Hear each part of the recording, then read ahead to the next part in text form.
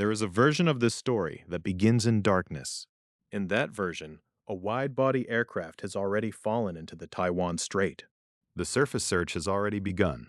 The wreckage is already scattered across the sea. And then, from somewhere far below, comes a signal. The last 17 minutes of Flight 611, broadcast from the ocean floor. It is a powerful image. It sounds like something pulled from an archive of analog nightmares, magnetic tape, saltwater, a dead aircraft speaking after impact. It suggests a voice that should not have survived, a transmission rising through black water from a machine that had no reason to keep talking. But the official record tells a different story. China Airlines Flight CI611, also known operationally as Dynasty 611, was not heard transmitting from the seabed after it crashed. Its cockpit voice recorder was not a live underwater radio. It was a recovered machine, a Fairchild Model A100A cockpit voice recorder, serial number 60156, later brought up from the seabed of the Taiwan Strait and read in a laboratory. What it contained was not a 17-minute broadcast from below the water. It contained the full 31 minutes and 51 seconds available on its tape. The recording began at 2:56 and 12 seconds in the afternoon, Taipei local time, and continued until the final moments of the aircraft's powered existence, around 3:28. The official time correlation analysis concluded that the cockpit voice recorder and the flight data recorder stopped recording simultaneously at about 3:27 and 59 seconds. That detail matters because it changes the entire shape of the mystery. A broadcast from the ocean floor would imply continuity after destruction. It would imply that the aircraft, or at least some part of its recording system, continued to function after the breakup and after impact with the sea. But the evidence points the other way. The recorders stopped when aircraft power was cut during the breakup. The tape did not preserve a post-crash message. It preserved the normal, limited memory of a cockpit recorder, ending abruptly when the aircraft itself came apart. The ocean floor element is real, but not in the way the legend suggests. The cockpit voice recorder was found underwater. So was the flight data recorder. The recovery took place weeks after the accident. The cockpit voice recorder was recovered from the seabed on June 18, 2002, at a position recorded as 23 degrees, 58 minutes, 58.61 seconds north, and 119 degrees, 41 minutes, 36.74 seconds east. The flight data recorder, a Lockheed Model 209F, serial number 2537, was recovered the next day, June 19, 2002, at a nearby position in the same waters. After recovery, the machines were not treated like haunted objects. They were treated like evidence. They were transported to the Aviation Safety Council laboratory in water coolers filled with fresh water.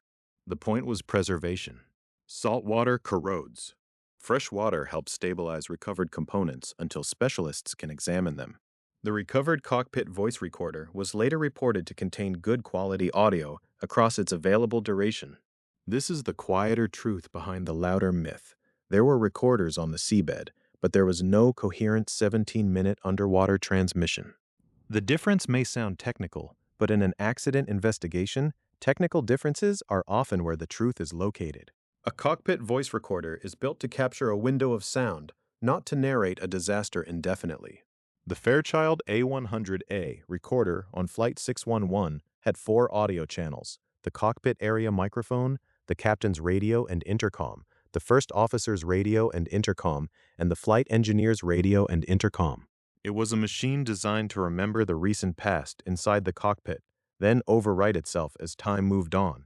When investigators recovered it, they were not receiving a signal from the bottom of the sea. They were reading a stored magnetic record of what the cockpit had sounded like before power ended. That record was important not because it revealed a long emergency, but because it did not. There was no extended sequence of distress, no sustained radio drama, no 17 minutes of voices after the aircraft had vanished from radar. Instead, the cockpit recording supported a sudden event, ordinary flight, then an abrupt end. In the final fraction of the recording, investigators identified a unique sound signature in the last 130 milliseconds. The original cockpit voice recorder tape was sent to the NTSB Vehicle Recorder Laboratory for sound spectrum comparison. The sound was treated as physical evidence, a trace of structural failure captured at the edge of the recording, rather than as a message from the crew. This is how the official investigation begins to drain the myth of its supernatural shape, not by making the event less terrible, but by making it more precise. Flight 611 broke up in flight over the Taiwan Strait on May 25, 2002. The aircraft was a Boeing 747-200, registration B18255. It was carrying 206 passengers and 19 crew members. All 225 people aboard were fatally injured. The official investigation, led by Taiwan's Aviation Safety Council, later found that the breakup was highly likely caused by structural failure in the aft lower lobe section of the fuselage, linked to an improper repair after a tail strike more than 20 years earlier. That finding belongs to the deeper body of the case: old damage, hidden cracks, pressurization cycles, and a repair that did not follow the Boeing Structural Repair Manual.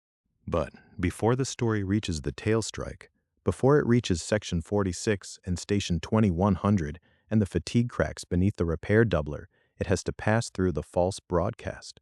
Because the myth does something the official report does not. It gives the accident a voice after death. It imagines that the aircraft kept speaking from beneath the water, as if the ocean floor itself became a transmitter. The official record is colder and more restrained. It says the cockpit recorder preserved 31 minutes and 51 seconds of audio. It says the flight data recorder preserved its own stream of recorded parameters until the same loss of power. It says both recorders stopped at about the same moment. It says the aircraft did not descend intact into the sea while transmitting its final minutes. It broke apart in flight. That contradiction is the center of this opening chapter, not because the legend is persuasive when placed beside the evidence, but because it reveals how aviation disasters can become altered in memory. A real detail is taken from the recorder's recovery: the seabed, the water, the damaged machines, the delayed retrieval. Then that real detail is bent into something else. The recorder found on the ocean floor becomes a broadcast from the ocean floor. A 31-minute and 51-second cockpit tape becomes a last 17 minutes and 51 seconds. An abrupt cutoff becomes an impossible continuation. The investigation does not support that story. What it supports is more mechanical and more unsettling. The end of Flight 611 was not prolonged by a mysterious transmission.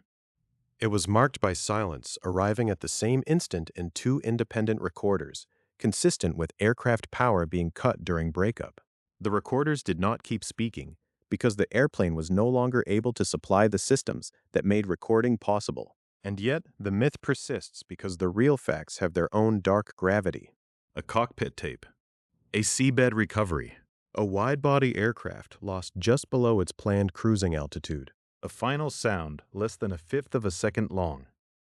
A laboratory listening for the shape of failure inside a burst of noise. Those are not inventions. They are in the record. The story begins, then, not with a voice rising from the bottom of the Taiwan Strait, but with a correction. The broadcast was not. The recorder was recovered. The tape was read.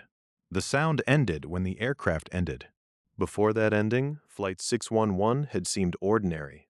It had a filed route, a destination, a crew, passengers, and a departure from Chiang Kai-shek International Airport in Taoyuan, bound for Cheklap Kok International Airport in Hong Kong.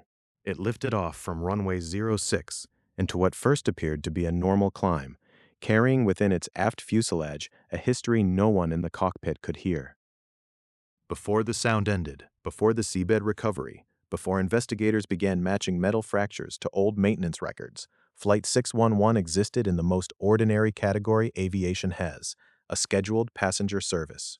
It was China Airlines CI611, known on the radio as Dynasty 611, planned from Chiang Kai-shek International Airport in Taoyuan, Taiwan, to Cheklap Kok International Airport in Hong Kong.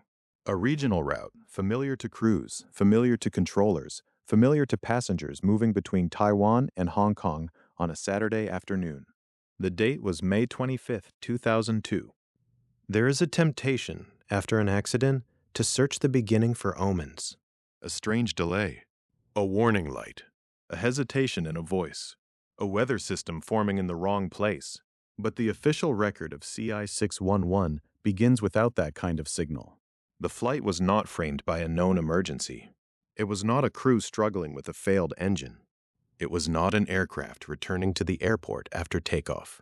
It was a Boeing 747-200 climbing out over Taiwan on a route it was expected to complete. The aircraft was registered B18255. It had once carried the registration B1866. Its manufacturer's serial number was 21843. It had been manufactured on July 15, 1979, accepted by China Airlines on July 31, 1979, and delivered on August 2nd of that year. By the time it stood at Taoyuan on the day of the accident, the aircraft was no longer new. It had accumulated 64,810 total flight hours and 21,398 flight cycles. Those figures matter, but not because age alone explains what happened. Large transport aircraft are built to live long operational lives, and age is managed through inspection, maintenance, records, repairs, and structural assumptions. The hours and cycles matter because they describe repetition, departures and arrivals, climbs and descents, pressurization and depressurization, again and again, over more than 2 decades. On paper, this was still the machinery of routine. A Boeing 747-200, a long-range, 4-engine wide-body aircraft assigned to a scheduled service from Taiwan to Hong Kong. Its destination was Cheklap Kok International Airport, the newer Hong Kong airport built on reclaimed land. Its departure point was Chiang Kai-shek International Airport at Taoyuan, the principal international gateway for Taiwan at that time. The flight carried 206 passengers and 19 crew members, 225 people in all. In the official language of accident investigation, every person aboard was fatally injured. The phrasing is controlled, deliberately plain. It does not describe families at the terminal, business trips, holidays, meals served after takeoff, conversations in the cabin, or the unnoticed physical history sealed inside the aft lower fuselage. It records the human fact in the manner required by an investigation. Everyone aboard was lost. But at the gate and on the taxiways, the aircraft would not have announced that future. The myth of the ocean floor broadcast depends on an image of voices continuing after the crash, as if the aircraft entered another realm and kept speaking. The real sequence is colder and more mechanical. Before the silence, there was normal flight. Before the breakup, there was climb. Before the recorders were found on the seabed, the aircraft was cleared to depart. At 3:07 and 10 seconds in the afternoon, Taipei local time, CI611 was cleared for takeoff from runway 06 at Chiang Kai-shek International Airport. That clearance is one of the firm points in the timeline. It places the aircraft on the runway, aligned for departure, beginning the portion of the flight that would later be reconstructed through air traffic control records, radar data, cockpit voice recorder material, and the flight data recorder. Runway 06 is not dramatic by itself. It is a designation, a direction, a strip of pavement used by aircraft leaving Taoyuan. But in this story, it becomes the last place where B18255 was still fully within the ordinary choreography of airport operations. Clearance, takeoff roll, rotation, positive climb. A wide-body aircraft leaving land behind? The route after departure took CI611 into the airway structure that would lead it toward Hong Kong. The research record identifies Chali on the Jessie 1 departure and Cadlo on Route A1 as important points in the clearance sequence that followed. Those names can sound abstract, almost unreal, but to a flight crew and to air traffic control, they are a shared map. They divide the sky into procedures. They let a controller issue a short instruction and a crew understand a path across hundreds of miles. Dynasty 611 entered that system normally. Its radio calls did not reveal distress. Its climb did not immediately show the structural failure that was developing toward the end of the recorded timeline. In the cockpit, the crew was flying a standard departure. In the cabin, passengers were in the early phase of a short international flight. Outside, Taiwan fell behind and the Taiwan Strait lay ahead. The investigation later found no evidence that the flight crew or cabin crew caused the accident. It also found no evidence that air traffic control actions caused it. That conclusion is important here because it keeps the early part of the story from being distorted into something it was not. The departure from Taoyuan was not a known chain of human missteps leading visibly toward disaster. It was an aircraft operating under normal control, with a hidden structural vulnerability that had been carried for years. The hidden part is the reason the ordinary departure feels so unsettling in retrospect. B-18255 had suffered a tail strike in Hong Kong on February 7, 1980. The consequences of that event belong to later chapters because the repair history and the metal evidence require their own careful path. But the basic fact casts a shadow backward over the climb from Taoyuan. The aircraft that lifted off from runway 06 was not just a Boeing 747-200 on a scheduled route. It was also a pressure vessel with an old damaged region in the aft lower lobe fuselage, a region investigators would later examine in relation to fatigue cracking and structural failure. No one in the cockpit could hear that history. Fatigue cracks do not announce themselves like alarms. A repair doubler under the skin does not speak through the radio. A fuselage can look like a completed machine while carrying beneath its paint and structure a weakness that grows only when time, stress, and pressurization cycles keep returning to the same place. That is part of what makes this case feel like an analog nightmare rather than an ordinary aviation mystery. The key evidence was not a dramatic message. It was not a supernatural transmission from the bottom of the sea. It was older, quieter, and more material. A recorder with magnetic tape, a fuselage skin with fracture surfaces, a repair history from 1980, and a flight that seemed normal until it was no longer physically able to remain whole. The cockpit voice recorder would later show ordinary sound for the available recording period before its abrupt end. The flight data recorder would stop at the same moment. But in these first minutes after takeoff, nothing in the confirmed sequence suggests that the crew knew they were minutes away from structural failure. The aircraft climbed as cleared. Dynasty 611 moved into controlled airspace, away from Taoyuan, toward its filed route. There is a strange pressure in knowing the endpoint while watching the beginning. Every detail becomes heavier than it would have been at the time. The registration B18255, the route to Cheklapkok, the clearance from runway 06, the aircraft type Boeing 747-200, the total hours and cycles accumulated across years of service, the airport name Chiang Kai-shek International, now part of the historical record of the flight's final departure. But the record does not permit us to invent tension where there was none. The mystery is not that everyone missed an obvious warning in the first minutes. The mystery is how an aircraft could pass through the rituals of normal departure while the decisive condition was already hidden inside its structure. That is why the beginning matters. It shows the contrast between aviation as procedure and failure as something developing outside the awareness of the people operating the machine. After takeoff, Dynasty 611 continued its climb. It was still being handled within the expected flow of traffic. The next fixed point in the record would come from Taipei Area Control, a calm instruction issued at 3:16 and 24 seconds. Continue climbing to flight level 350 from Chali direct to Cadlo. The aircraft would answer. The voice would be routine. And that acknowledgement, at 3:16 and 31 seconds, would become the last radio transmission ever received from Flight 611. By the time Taipei Area Control entered the story again, Flight 611 had already become part of a familiar pattern on a radar display. A departure from Taoyuan. A heavy aircraft climbing away from runway 06. A route toward Hong Kong, moving from the controlled geography of the Jeris 1 departure toward the airway structure beyond Taiwan. There was nothing in that pattern that required drama. At 3:16 and 24 seconds in the afternoon, Taipei local time, Taipei Area Control transmitted the clearance that would later become one of the most closely examined ordinary sentences in the record. Dynasty 611 was instructed to continue climbing to flight level 350 from Chali direct to Cadlo.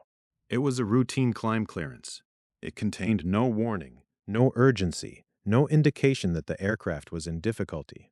Chali was a navigation point on the departure path. Cadlo lay ahead on route A1. Flight level 350 meant 35,000 feet, the planned cruise altitude for the flight. The instruction simply moved the aircraft upward and onward, from one named point in the sky to the next. 7 seconds later, at 3:16 and 31 seconds, the aircraft acknowledged. That acknowledgement was the last radio transmission received from Flight 611. The importance of this moment is not in what was said. It is in what was not said.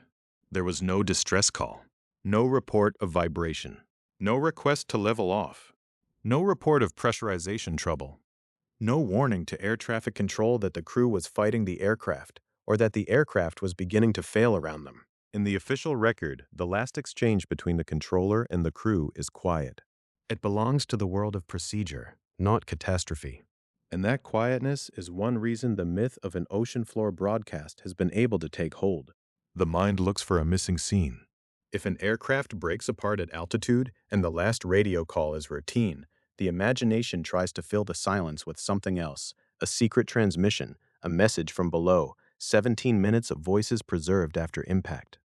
But the record does not give us that.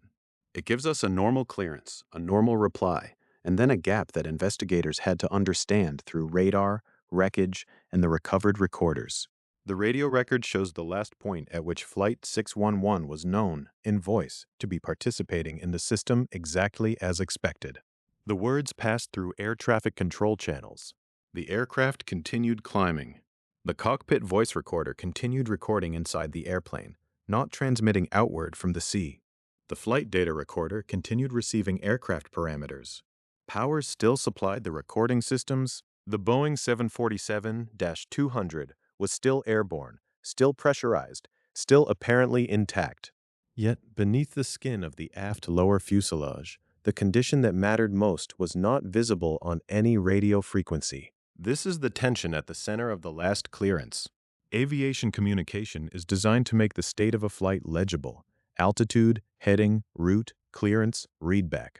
A controller issues an instruction. A crew repeats or acknowledges. The aircraft's movement is coordinated with other traffic. In that language, the flight was ordinary. But structural failure does not always announce itself in that language. A fatigue crack does not speak to Taipei area control. A compromised repair doubler does not appear in the pilot's readback. The old damage in Section 46, tied to a tail strike many years earlier, was not part of the radio exchange.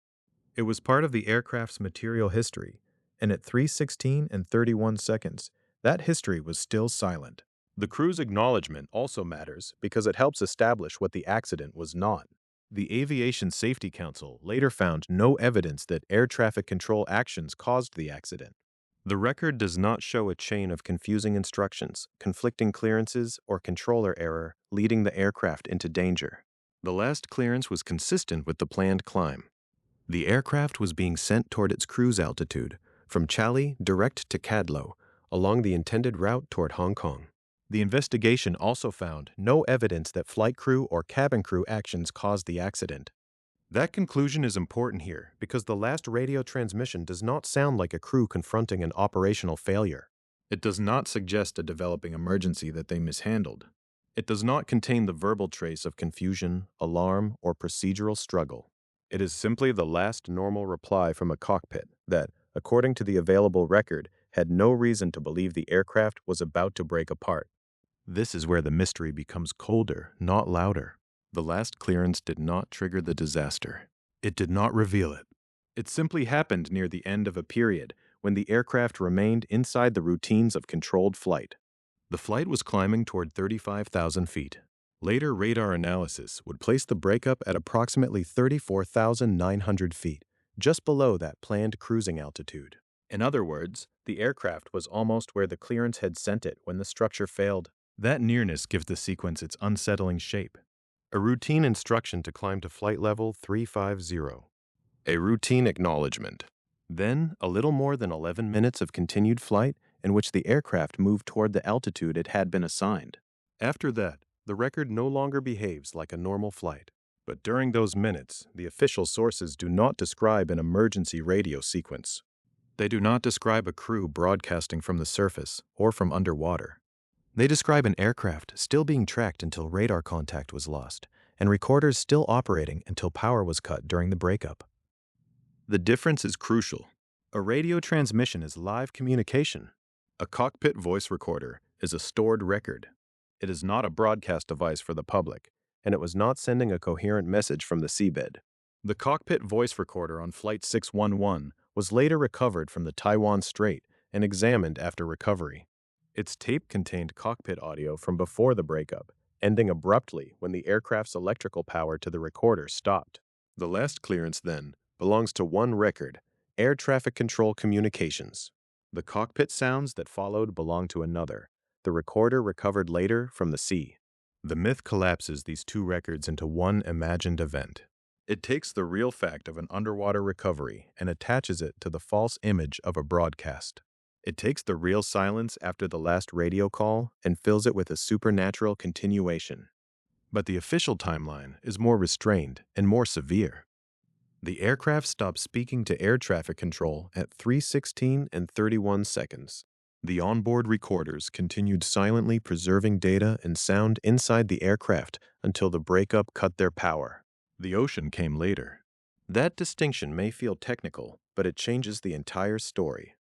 If the last 17 minutes had been broadcast from the ocean floor, the accident would become a tale of impossible survival by machines, a signal crossing water after destruction, a voice record escaping the wreckage in real time. But if the last radio transmission was a normal acknowledgement at 3:16 and 31 seconds, and the recorder later showed an abrupt end associated with breakup, then the story becomes something else. It becomes a structural investigation, a search through fragments, a reconstruction from metal, tape, radar, and timing. The last clearance is therefore not dramatic in the way legends prefer. It is dramatic because it is undramatic. There is a controller doing the work of air traffic control. There is a crew accepting the next stage of the climb. There is a route defined by Shawley and Cadlo. There is an assigned altitude of flight level 350. And there is, hidden inside the aircraft, a condition no one in the exchange can hear. The cockpit voice record, as described in the investigation, would later be important, partly because of its calmness before the end. It did not preserve a long emergency dialogue. It did not provide a crew narrative explaining what was happening as the structure failed. Instead, its significance came from the contrast between ordinary cockpit audio and an abrupt final sound signature. That final fraction belongs later in the story. Here, the point is simpler. The last known radio voice from the aircraft gave no warning. It is difficult, in retrospect, not to listen to that clearance as a threshold. Continue climb to flight level 350. From Chali, direct to Cadlo. A line across the sky. A higher altitude. A route toward Hong Kong. The answer came back at 3:16 and 31 seconds, and then the aircraft never transmitted to air traffic control again. For a while, it remained visible through radar, still represented by a moving return rather than by a voice. The system had not yet lost it. The sea had not yet received the wreckage. The search had not yet begun. But the record had already entered its final quiet interval. From that point forward, Flight 611 existed in a narrowing space between normal procedure and physical failure. The radio channel had gone still. The climb continued. The planned cruise altitude was close. And over the Taiwan Strait, an aircraft that had sounded routine was approaching the moment when it would no longer be an aircraft in flight, but a field of fragments moving outward and downward toward the water. For several minutes after the last acknowledgement, Flight 611 was no longer a voice. It was a target. On the screens of Taipei Area Control, the aircraft still belonged to the controlled world of altitude, route, and radar return. It had been cleared from Chali direct to Cadlo, climbing toward flight level 350. Its call sign had gone quiet, but silence on the radio was not, by itself, an emergency. Large aircraft often pass through long stretches of normal flight without needing to speak. In the official sequence, that silence did not become meaningful until the radar picture changed. The time fixed in the investigation record is 3:28 and 3 seconds Taipei local time. At that moment, Taipei Area Control lost radar contact with China Airlines Flight 611. The phrase is plain, almost administrative. Radar contact was lost. It does not describe sound. It does not describe motion inside the cabin. It does not describe what anyone on board saw or felt. It describes what the ground system could no longer do. The aircraft could no longer be followed as a coherent return, moving along its expected track toward Hong Kong. That disappearance became one of the first hard boundaries between the rumor and the record. The rumor would later imagine an aircraft descending whole into the Taiwan Strait, resting on the ocean floor, still somehow transmitting the last 17 minutes of its own disaster. But the radar record points in a different direction. It does not show a controlled descent into the sea. It does not support a long underwater continuation of the flight. It places the decisive event in the air at high altitude, while the aircraft was still just below its planned cruise level. The official radar data indicated that Flight 611 experienced an in-flight breakup at approximately 34,900 feet. That altitude matters. The planned cruise altitude was 35,000 feet. The aircraft had nearly reached it. It was not skimming the water. It was not making a final approach to impact. It was high over the Taiwan Strait, still in the climb, still close to the level it had been cleared to maintain. The difference between 34,900 feet and 35,000 feet is small in operational terms, but in the story of this accident, it is crucial. The breakup occurred before the aircraft settled into cruise, and long before any intact aircraft could have reached the seabed. From the ground, the disappearance would have looked sudden. One moment, a radar target connected the flight to the known traffic system. Then the return was gone. What remained, at first, was absence. No further radio call, no continued radar track, no report from the crew. Only later did the geography of the loss become visible. Floating wreckage was sighted about 23 nautical miles northeast of Mekong in the Penghu Islands. Mekong, on the western side of Taiwan's island chain, became a reference point for the search, not because the flight had been going there, but because the sea around it had become the place where the aircraft's fragments surfaced objects. The route had been toward Hong Kong. The wreckage field belonged to the Taiwan Strait. This sighting of floating wreckage is another quiet but important contradiction to the ocean floor myth.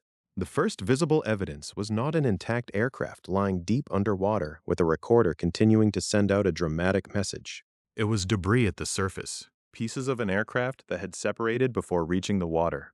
The wreckage was not found as one body. It appeared as fragments.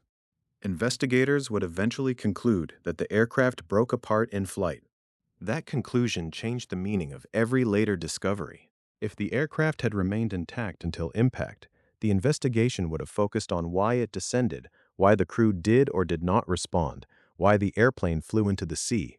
But an in-flight breakup begins somewhere else. It asks what structure failed. It asks what loads the aircraft was carrying. It asks whether a hidden weakness had been growing under normal operations.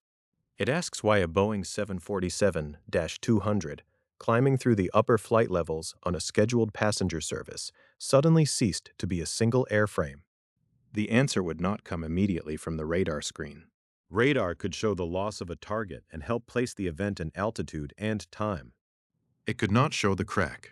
It could not show the aft lower lobe fuselage. It could not show the old damage hidden beneath a repair.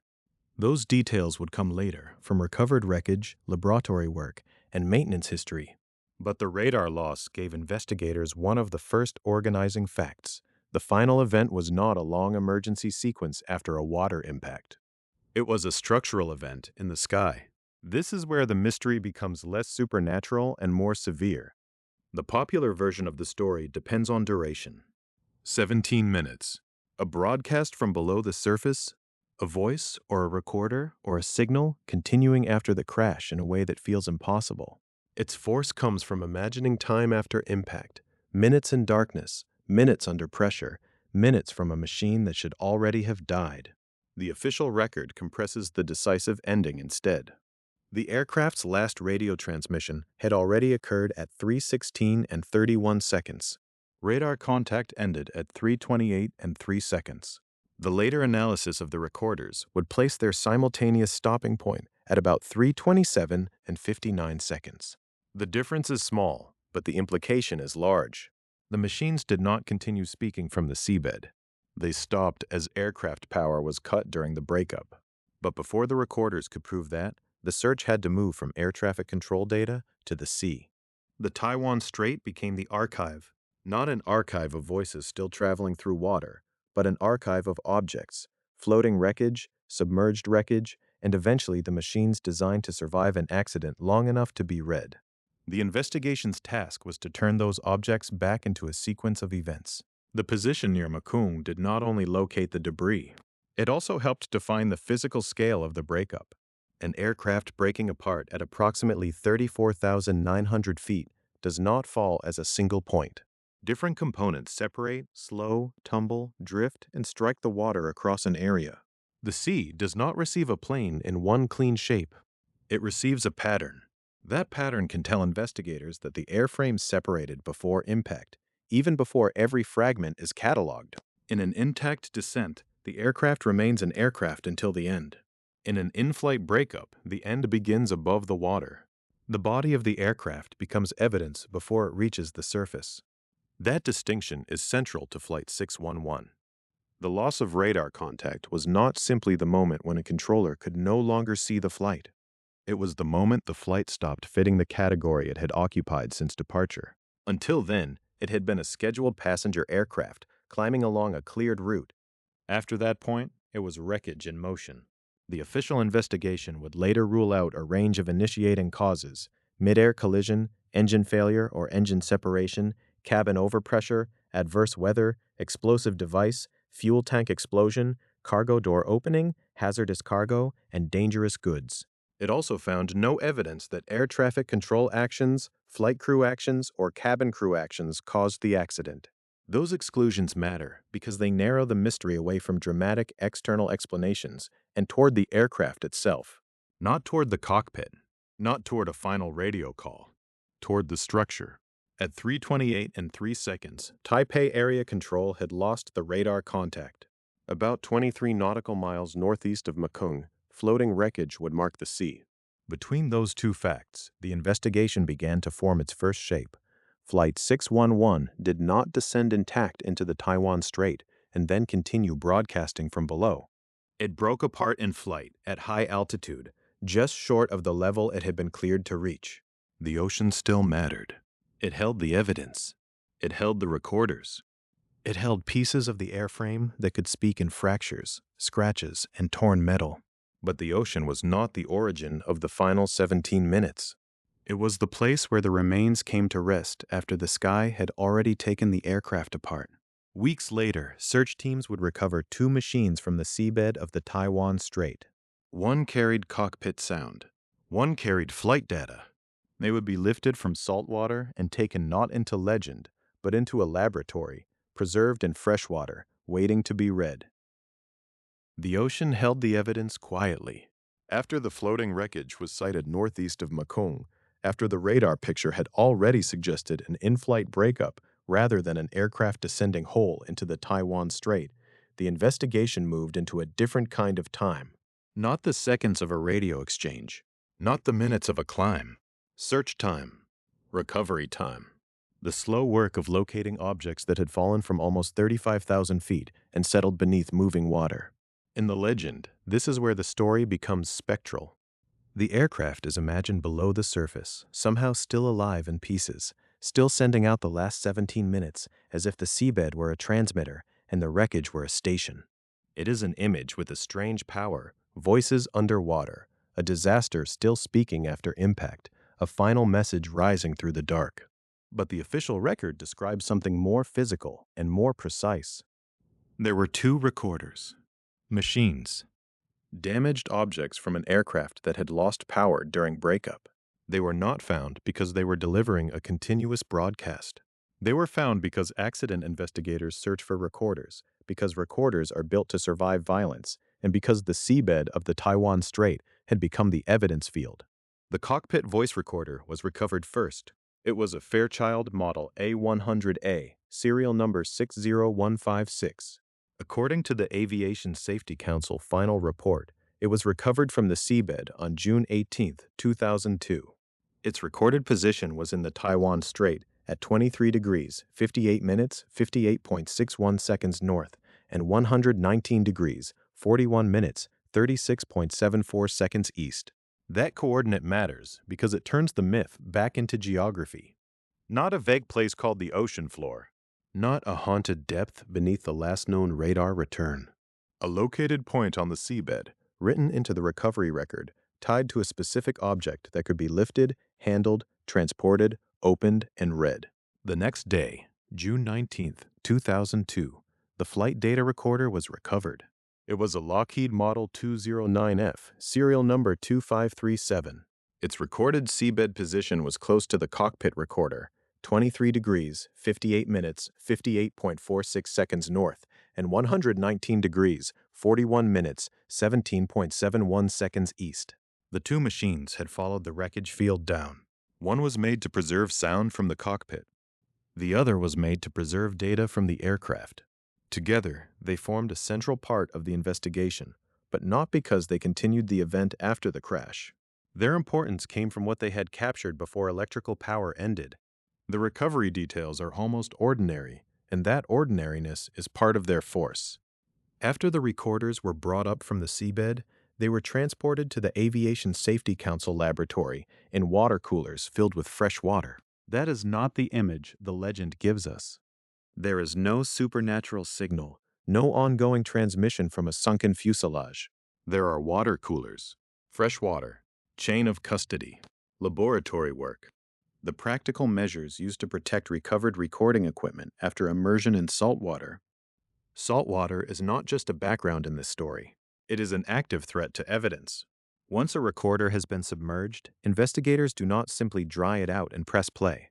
Sudden drying can encourage corrosion and damage delicate components or tape.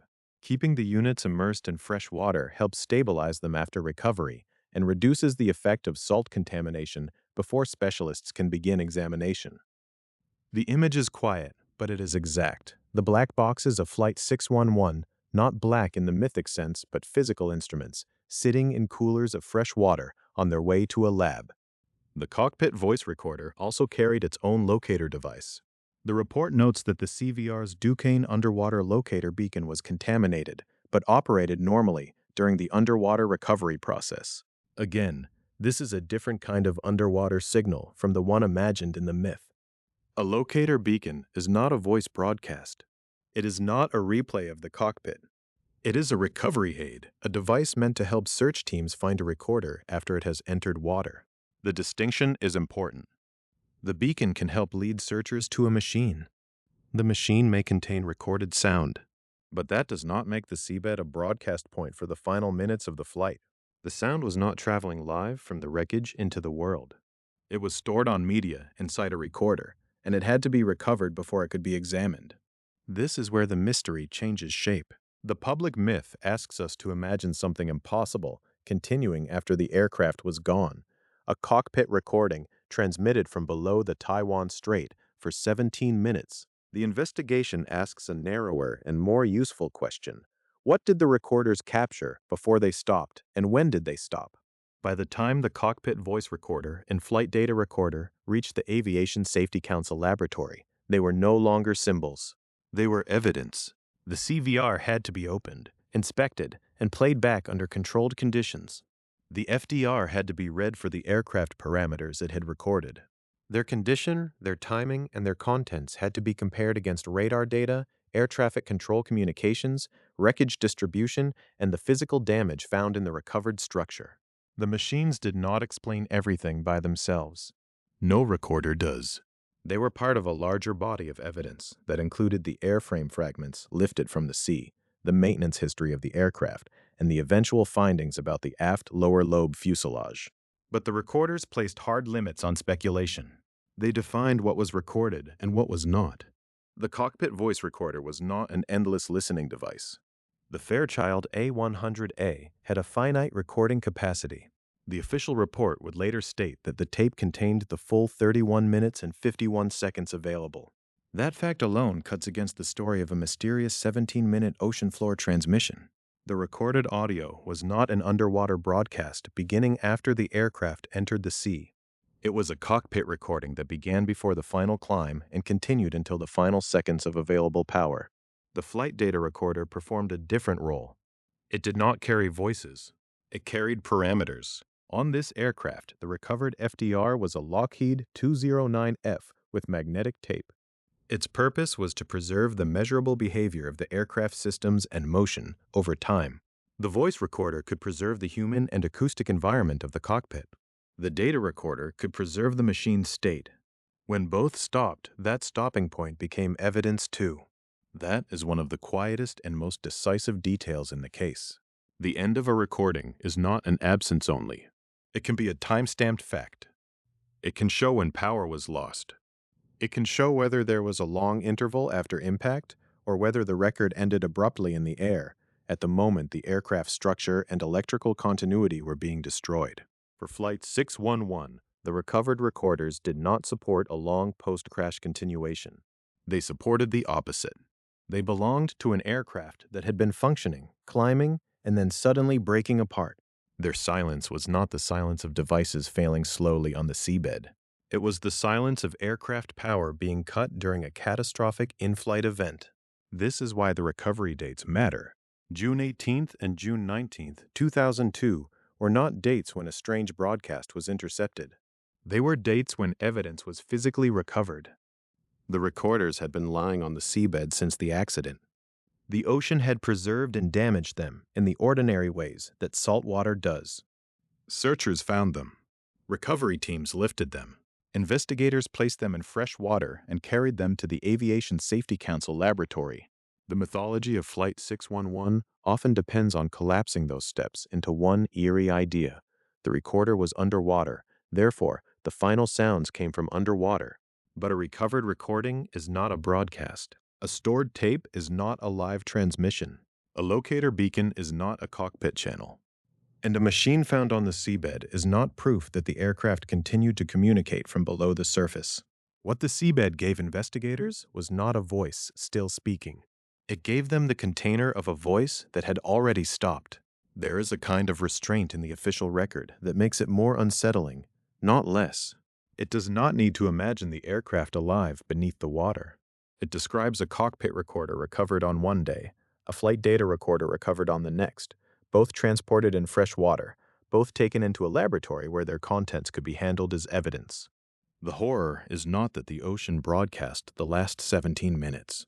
The horror is that the recorders were normal enough to work until the aircraft no longer could.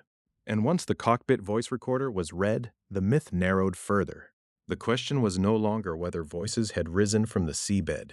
The question became what was actually on the tape, which channels were recorded, how long the tape ran, what time it began, and what it preserved before the abrupt end near 3:28 in the afternoon. The recovered recorder did not make the story larger. It made it smaller, more exact, and harder to reshape.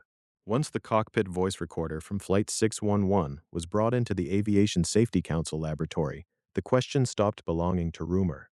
It belonged to tape, channels, timing, and signal quality. The recorder had not been heard as a live voice from the bottom of the Taiwan Strait. It had been found there, sealed inside the damaged physical record of an aircraft that had already broken apart in flight.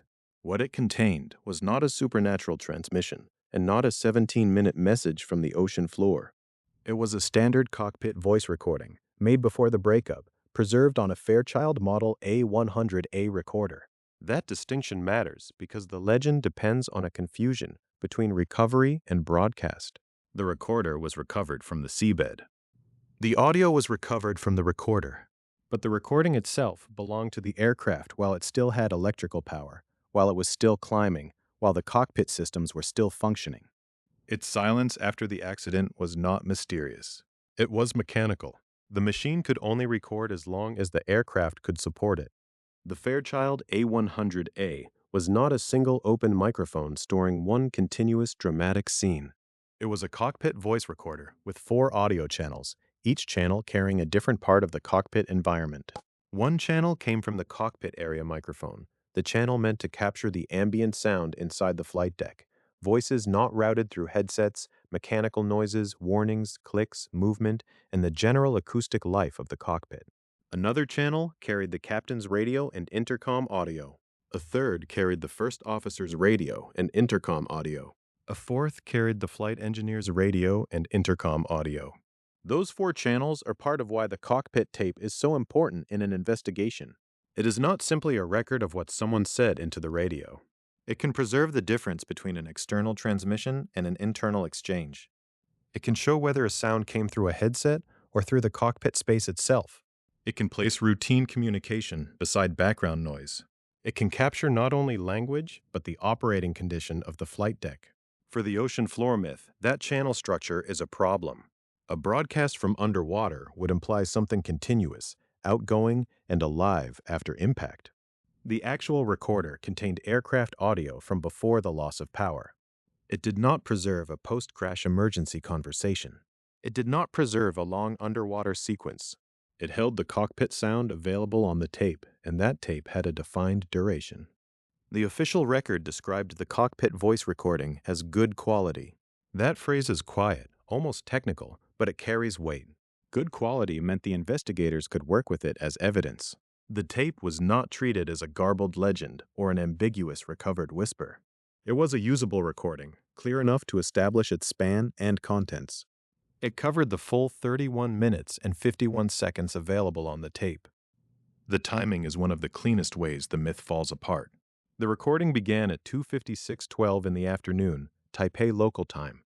It continued through the ordinary minutes before departure and climb, through the period when Flight 611 still belonged to the structured world of air traffic control, route clearances, cockpit duties, and instrument indications.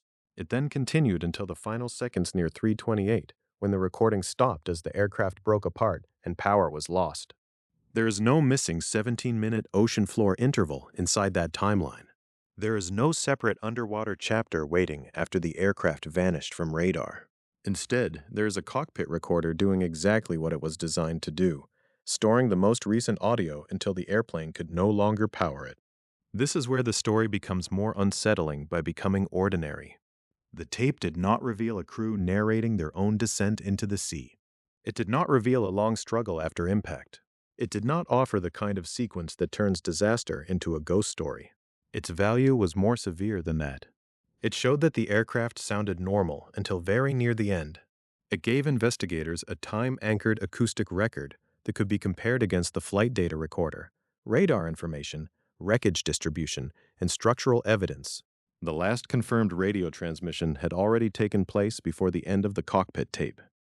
Taipei Area Control had instructed Dynasty 611 to continue climbing to flight level 350 from Chali direct to Cadlo. The acknowledgement from the aircraft was the last radio transmission received from it. But the cockpit recorder did not stop there. It continued to run after the last outgoing radio call because the aircraft was still powered, still climbing, and still physically intact enough for its systems to function. That gap between the last radio transmission and the end of the cockpit recording is important. It can be mistaken for mystery if it is detached from the official timeline. A silent aircraft on the radio is not the same as a silent cockpit. A plane may stop transmitting while its onboard recorders continue to capture sound. The crew may have no reason to call. The flight may appear routine. The radio frequency may simply move on. In this case, the tape continued toward the moment when the structure failed. The flight data recorder and cockpit voice recorder would later be correlated in time. That analysis would become crucial to understanding when the recording stopped and why. But even before the deeper timing work, the cockpit tape itself already contradicted the legend. It had a beginning. It had a duration. It had 4 defined channels. It had good quality. It ended near the time the aircraft disappeared from radar, not 17 minutes after it had reached the ocean. The phrase "from the ocean floor" gives the myth its atmosphere. It suggests darkness, pressure, depth, and a signal rising through salt water after all hope is gone. But the actual ocean floor evidence was physical, not ongoing. The recorder was a container of past sound. Its job was not to transmit a final message to the surface. Its job was to keep a limited loop of cockpit audio so that, if recovered, investigators could listen backward into the last half hour of flight. In that sense, the cockpit tape was less like a broadcast and more like a sealed room. The room could be opened only after the recorder was found, preserved, and read. Inside were 4 tracks of operational sound, recorded while the aircraft still existed as an aircraft. The boundaries of that room were set by the machine, 31 minutes and 51 seconds, beginning at 2:56:12, ending in the final moments around 3:28. What makes the record disturbing is not the length of an imagined transmission. It is the abruptness of the real one. A cockpit recorder does not choose a dramatic ending. It stops when power stops, when wiring is severed, when the airplane around it no longer supports the system. In Flight 611, the end of the tape is therefore not just the absence of sound. It is evidence of a physical event. The Aviation Safety Council did not need the tape to behave like folklore. It needed the tape to behave like a measuring instrument. The investigators could examine what was on each channel, where the usable recording began, how it aligned with other evidence, and what happened at the very end. The cockpit voice recorder did not tell them a story from beneath the water. It gave them a narrow, technical trace from inside the flight deck before the breakup. And near the edge of that trace, the character of the evidence changed. The question was no longer what the crew had said, or whether a call had been made, or how long the available tape had run. It narrowed further into a fraction of a second. At the very end of the good quality recording, investigators found not a voice, but a sound, brief, distinctive, and important enough that the original tape would be sent to the NTSB Vehicle Recorder Laboratory for comparison. The tape had already refused the shape of the legend. It had not preserved a long message rising from the seabed. It had not carried a hidden emergency conversation across the water. It had given investigators something more limited, and because it was limited, more useful. 31 minutes and 51 seconds of cockpit audio, ending abruptly as the aircraft itself was coming apart. At the very end of that recording, the evidence changed scale. It no longer belonged to minutes or even seconds. It belonged to the last 130 milliseconds. That is a difficult length of time to imagine. It is shorter than the space between two ordinary syllables, shorter than the time it takes the human ear to separate a noise from the shock that follows it. It is not enough time for a crew to diagnose a failure, not enough time for a radio call, not enough time for a phrase that could become folklore. But for investigators working with recorded sound, 130 milliseconds can still contain information, not narrative information. Physical information. The official investigation described a unique sound signature in the final fraction of the cockpit voice recorder audio. It was not treated as a mysterious voice or a last message. It was treated as a waveform, a pattern of energy captured by the recorder before electrical power was lost. That distinction matters. The cockpit voice recorder was not being read like a ghost story. It was being examined as an instrument that had been present inside a Boeing 747-200 at the moment of structural failure. The recorders group did something important with that last sound. The original cockpit voice recorder tape was sent to the NTSB Vehicle Recorder Laboratory for sound spectrum comparison. This was a quiet, technical step, but it shows how far the investigation stood from rumor. A sound spectrum comparison does not ask what people think they hear. It asks how the sound is distributed across frequency and time. It turns an event into measurable structure. A sharp mechanical disruption, an electrical interruption, a decompression-related disturbance, or a violent structural noise may leave different patterns in the recording. Those patterns do not speak in sentences. They are compared, matched, excluded, and placed beside the rest of the evidence. The tape had come from a Fairchild A100A cockpit voice recorder, a machine built to preserve sound from the cockpit area microphone and the radio and intercom channels assigned to the captain, first officer, and flight engineer. By the time investigators reached the end of its recording, they were no longer asking whether the crew had made a distress call. The already recovered audio did not show that. The last radio transmission had occurred earlier, during a normal exchange with Taipei area control. The cockpit tape did not become dramatic in the way legends often require. It remained ordinary until the final instant, and then it stopped being ordinary all at once. That final sound was therefore important because of where it occurred, at the boundary between powered recording and silence. In an aircraft accident investigation, a recorder stopping is not just an absence. It can be evidence of what failed and when. A cockpit voice recorder depends on aircraft power. If the aircraft structure breaks in a way that cuts power to the recorder, the tape will not continue to document the aftermath. It will stop at the electrical limit of its own survival. That means the final captured sound can be paired with the moment recording ceased, and both can be compared against the flight data recorder, radar evidence, and wreckage distribution. For China Airlines Flight 611, The official investigation used both the unique sound signature and the simultaneous loss of recorder power to support a critical inference. The initial breakup began in the pressurized area.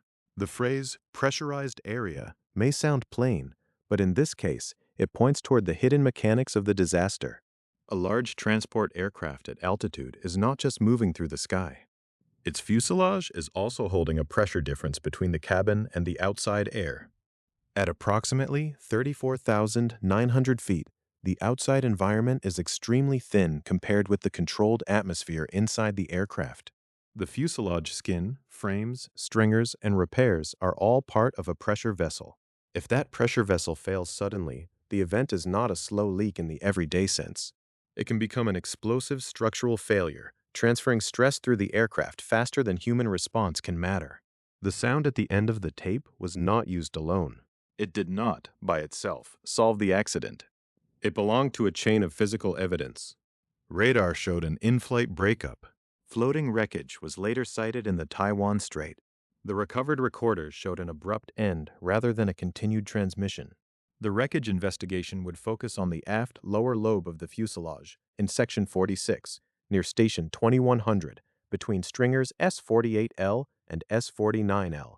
But before the full structural story could be assembled, the final sound gave investigators a clue about the nature of the first violent moment. It suggested that the initiating event was not an engine departing first.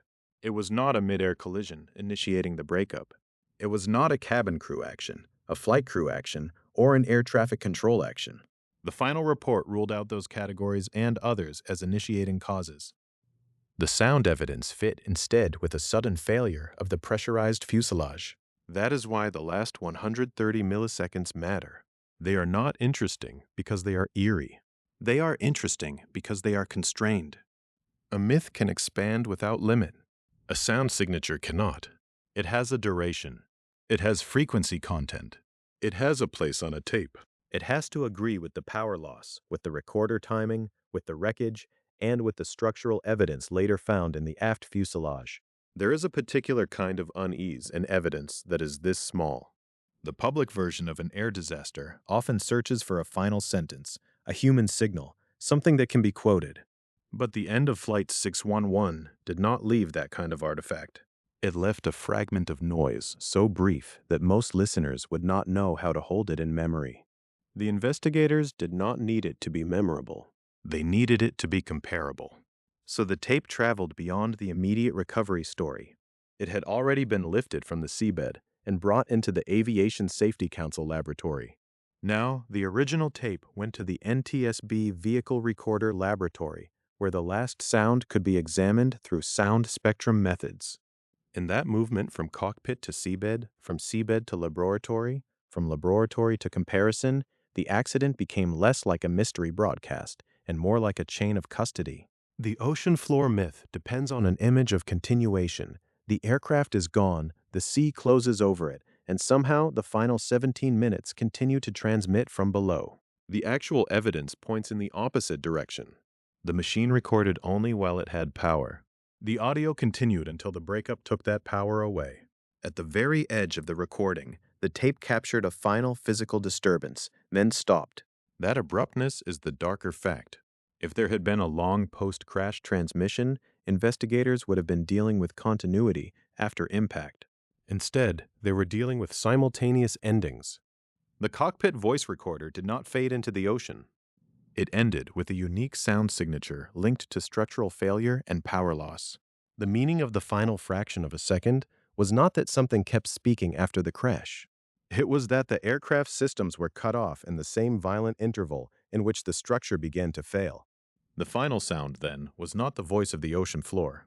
It was the last measurable trace from inside the pressurized aircraft.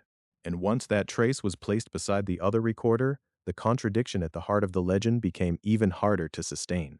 The question was no longer only what the cockpit voice recorder captured. It was what both recorders stopped saying at the same time. The final fraction of sound was only one side of the evidence. It belonged to the cockpit voice recorder, to the Fairchild A100A machine that had held the voices and ambient sounds of the flight deck. But the investigation did not leave that ending alone. It placed it beside the other recovered instrument, the flight data recorder, and asked a colder question. Did one recorder continue after the other stopped? For the ocean floor story, this question matters more than almost any dramatic detail. A sustained broadcast after the breakup would require continuity. Something would have to keep transmitting. Something would have to remain powered, coherent, and connected long enough to send a message from a wrecked aircraft lying beneath the Taiwan Strait. The legend depends on an afterlife of signal. The official record points in the opposite direction. In the final investigation report, time correlation analysis concluded that the cockpit voice recorder and the flight data recorder stopped recording simultaneously at about 3:27:59 in the afternoon. Not minutes apart. Not one ending in the air while the other continued below the water. Simultaneously. The two recorders, built for different purposes and preserving different kinds of evidence, reached their endings together. That shared ending is the quiet center of the contradiction. The cockpit voice recorder preserved sound. It captured the cockpit area microphone and the radio and intercom channels assigned to the captain, the first officer, and the flight engineer. The flight data recorder preserved parameters from the aircraft. It was a Lockheed Model 209F recorder, using quarter-inch magnetic tape with 6 tracks and an approximate recording duration of 25 hours, 16 minutes. The two machines were not telling the same story in the same language. One held audio, the other held data. But their clocks, once correlated by investigators, pointed to the same sudden loss. The report placed the stop time at about 3:27:59. Taipei Area Control lost radar contact at 3:28:03. The aircraft was near 34,900 feet, just below its planned cruise altitude of flight level 350. Those seconds are narrow, but are important. They do not describe an intact aircraft descending for many minutes toward the sea. They describe an aircraft whose recorded systems ended at the moment of catastrophic structural failure, just before radar contact disappeared. This is where timing becomes more than chronology. It becomes a test of the myth. If the cockpit voice recorder had really produced a 17-minute broadcast from the ocean floor, the evidence would need to show recording or transmission after the aircraft entered the water. There would need to be some interval after impact, some continuing line of sound or signal that crossed from flight into wreckage. But the recorder evidence stops in the air. It stops when aircraft power is cut during breakup. The cockpit voice recorder does not preserve a descent to the seabed. The flight data recorder does not carry the accident into an underwater aftermath. Both records end together. The ocean in this case is real. The seabed is real. The recovery is real. The cockpit voice recorder was found on the seabed of the Taiwan Strait on June 18, 2002. The flight data recorder was found the next day, June 19th. Both were brought back into human hands as damaged, submerged pieces of evidence and transported to the Aviation Safety Council laboratory in water coolers filled with fresh water. That image has its own force. Machines lifted from the sea, kept wet to protect them from further corrosion, carried into a laboratory where tape and timing could be examined. But that is not the same as a broadcast. The ocean floor element belongs to recovery, not transmission. The recorders were not discovered because they were sending a long, intelligible message after the crash. They were found, retrieved, protected, and read. What they contained had already been fixed at the moment they stopped. The sea did not add 17 minutes. It only held the machines until investigators could recover them. The phrase "stopped recording" can sound almost too mild for what happened. It suggests a machine reaching the end of its task, a tape running out, a button being pressed. That is not the meaning here. The cockpit voice recorder's available tape had been used normally. It contained 31 minutes and 51 seconds of audio. The ending was not a neat closing of a file. It was an abrupt cutoff. When investigators correlated the cockpit voice recorder with the flight data recorder, the interruption aligned with the loss of aircraft power in the breakup sequence. In an aircraft like a Boeing 747-200, the recorders depend on the aircraft's electrical systems. They are protected to survive impact and immersion, but they do not create unlimited power after the aircraft has been torn apart. They are witnesses, not broadcasters. They are built to retain what they have already recorded. Their strength is survival of memory, not continuation of life. That distinction is essential. A surviving recorder can be mistaken, in popular imagination, for a speaking recorder. The fact that a cockpit voice recorder is found underwater can become, through repetition, the idea that voices came from underwater. The fact that the tape includes the last minutes before disaster can become, through compression and drama, the idea that the last minutes happened after disaster. But the evidence separates those ideas. The machine survived on the seabed. The recording did not continue from the seabed. The final report's time correlation work gives investigators a way to bind separate pieces of evidence into one sequence. The cockpit voice recorder's audio ending, the flight data recorder's parameter ending, and the radar disappearance all sit within the same tight window. At 3:16:24, Taipei Area Control had instructed the flight to continue its climb to flight level 350 from Chali direct to Cadlo. At 3:16:31, the crew acknowledged. That was the final radio transmission received from the aircraft. There was no extended emergency call afterward, no recorded crew struggle across the airwaves, no long exchange with controllers as the flight descended toward the sea. Then, about 12 minutes later, the recorders stopped. Radar contact was lost seconds after that. The silence after the last radio call matters, but not because it is mysterious in the way the legend suggests. It matters because it is consistent with sudden structural failure. A crew facing a slow, developing emergency often leaves traces, transmissions, abnormal sounds over time, changing flight data, attempts to diagnose, attempts to control. Flight 611 did not leave that kind of sequence. The record gives normality, then abruptness. It gives investigators a final sound signature, simultaneous recorder stoppage, and a breakup in flight. That is a different kind of horror. It is not theatrical. It is mechanical. The official investigation did not find evidence that the flight crew or cabin crew caused the accident. It did not find that air traffic control actions caused it. It ruled out a series of other initiating causes: mid-air collision, engine failure or separation, cabin overpressure, adverse weather, explosive device, fuel tank explosion, cargo door opening, hazardous cargo, and dangerous goods. The simultaneous stopping of the recorders fits within that larger narrowing of possibilities. It points away from a continuing post-crash event and toward a sudden loss of structural integrity. The legend asks the listener to imagine sound traveling upward from a broken aircraft on the ocean floor. The investigation asks the listener to notice when the instruments stopped speaking at all. And once that timing is accepted, the last 17 minutes change shape. They are not a forbidden transmission after impact. They are not a message from below. They are the ordinary recorded minutes before the breakup, preserved by a cockpit voice recorder that did its job until power was lost. The end is not extended. It is simultaneous, abrupt, and final. That finality is why the case turns away from the sea and back into the aircraft's past. The recorders tell us when the aircraft stopped being able to record. They do not, by themselves, explain why the structure failed at that altitude, on that route, on that afternoon. For that, the investigation had to leave the last seconds and return to an older event, one that had happened more than 2 decades earlier in Hong Kong. Before the seabed, before the recovered tapes, before the simultaneous ending at about 3:27:59, there was an impact at the tail of the same aircraft. A strike, a ferry flight back to Taiwan, a temporary repair, and then a permanent repair beneath the skin. The last minutes of Flight 611 ended in the air, but the hidden beginning of the failure lay much farther back, on February 7, 1980. The investigation had already narrowed the legend down to its physical limits. The cockpit voice recorder did not keep speaking from the seabed. The flight data recorder did not continue after impact. Both machines stopped in the same violent interval, at about 3:27:59, when the aircraft's electrical power was cut during breakup. That told investigators when the recording ended. It did not explain why the aircraft came apart. For that, the story had to move backward.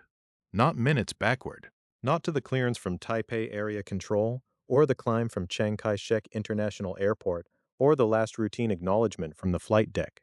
It had to move back more than 2 decades, to a different airport, a different phase of flight, and the same Boeing 747-200. The aircraft, later known as B18255, had not always carried that registration. It had originally been registered B1866. It was manufactured on July 15, 1979, accepted by China Airlines on July 31st and delivered on August 2nd. It was still a young aircraft when the event occurred that would become central to the accident investigation.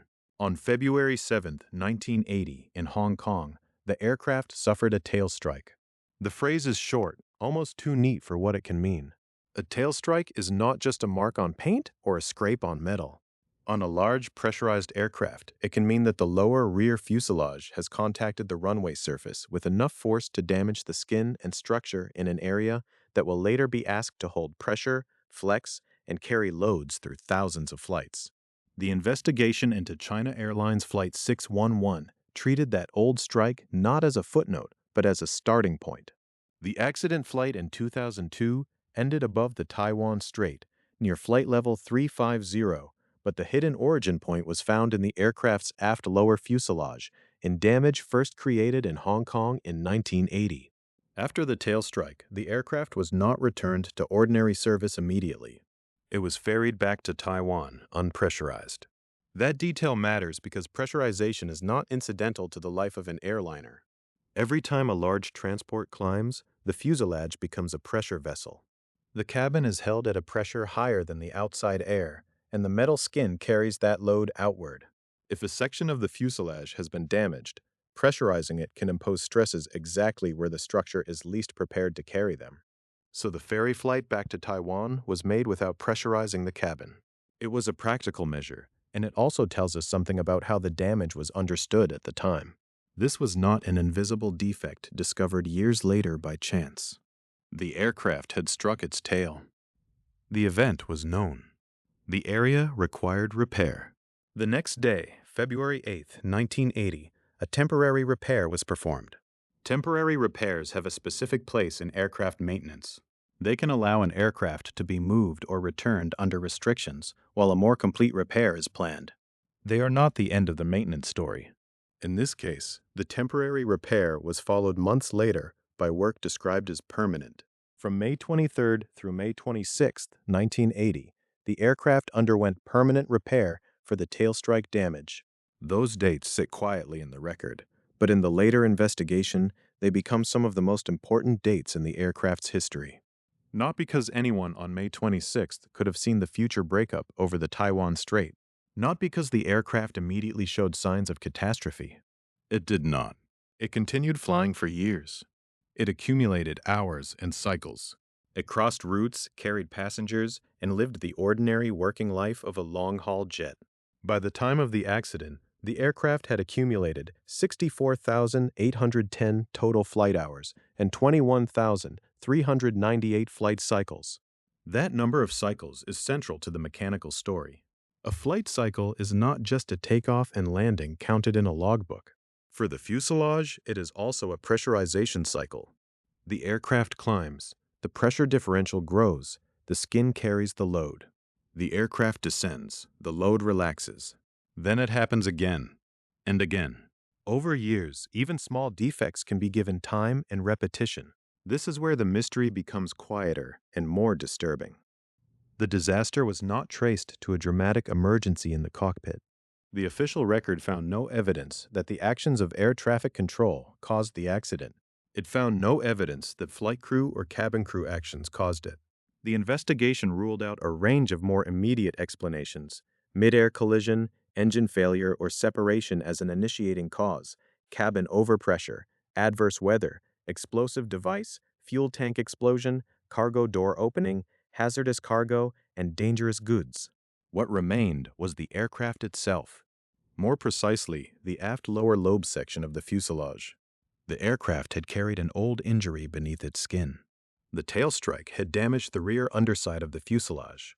The repair performed in 1980 was supposed to restore the aircraft's structural integrity. For many years, from the outside, the repair appeared to have done that. The jet continued to operate. There was no known cockpit recording of distress before the breakup. There was no long emergency descent. No sustained voice transmission from beneath the water. The myth tries to place the horror after the crash, on the ocean floor. The investigation placed it inside the metal, before the final flight even began. This does not make the story simpler. It makes it more exact. An aircraft fuselage is not a single smooth idea. It is geography. It has stations, stringers, frames, skin panels, joints, doublers, fasteners, and zones that carry different kinds of stress. Damage in one area can be covered. It can also be hidden. A repair can be documented, inspected, and still later become the place where a failure begins if it does not address the true extent of the damage. In Flight 611, the old tail strike became important because of what investigators later found around the repair area. The official report connected the in-flight breakup to structural failure in the aft lower lobe of the fuselage. The trail led back to the 1980 repair and to the question of whether that repair had followed the Boeing Structural Repair Manual. That question belongs to the next layer of the case, but its outline begins here. The aircraft had been damaged in Hong Kong. It had been ferried back to Taiwan unpressurized. It had received a temporary repair the following day. Then, in late May of 1980, it received a permanent repair. For more than 20 years, the significance of that sequence remained buried under routine operation. Every safe flight after the repair could make the past seem less relevant. Each uneventful departure could become its own reassurance. But fatigue does not require drama to advance. It requires stress, time, and a place to begin. The old strike provided the place. That is why the last 17 minutes, as a legend, lead in the wrong direction. They invite us to listen for a message after the aircraft is already gone, as if the answer must be in a voice rising from the seabed.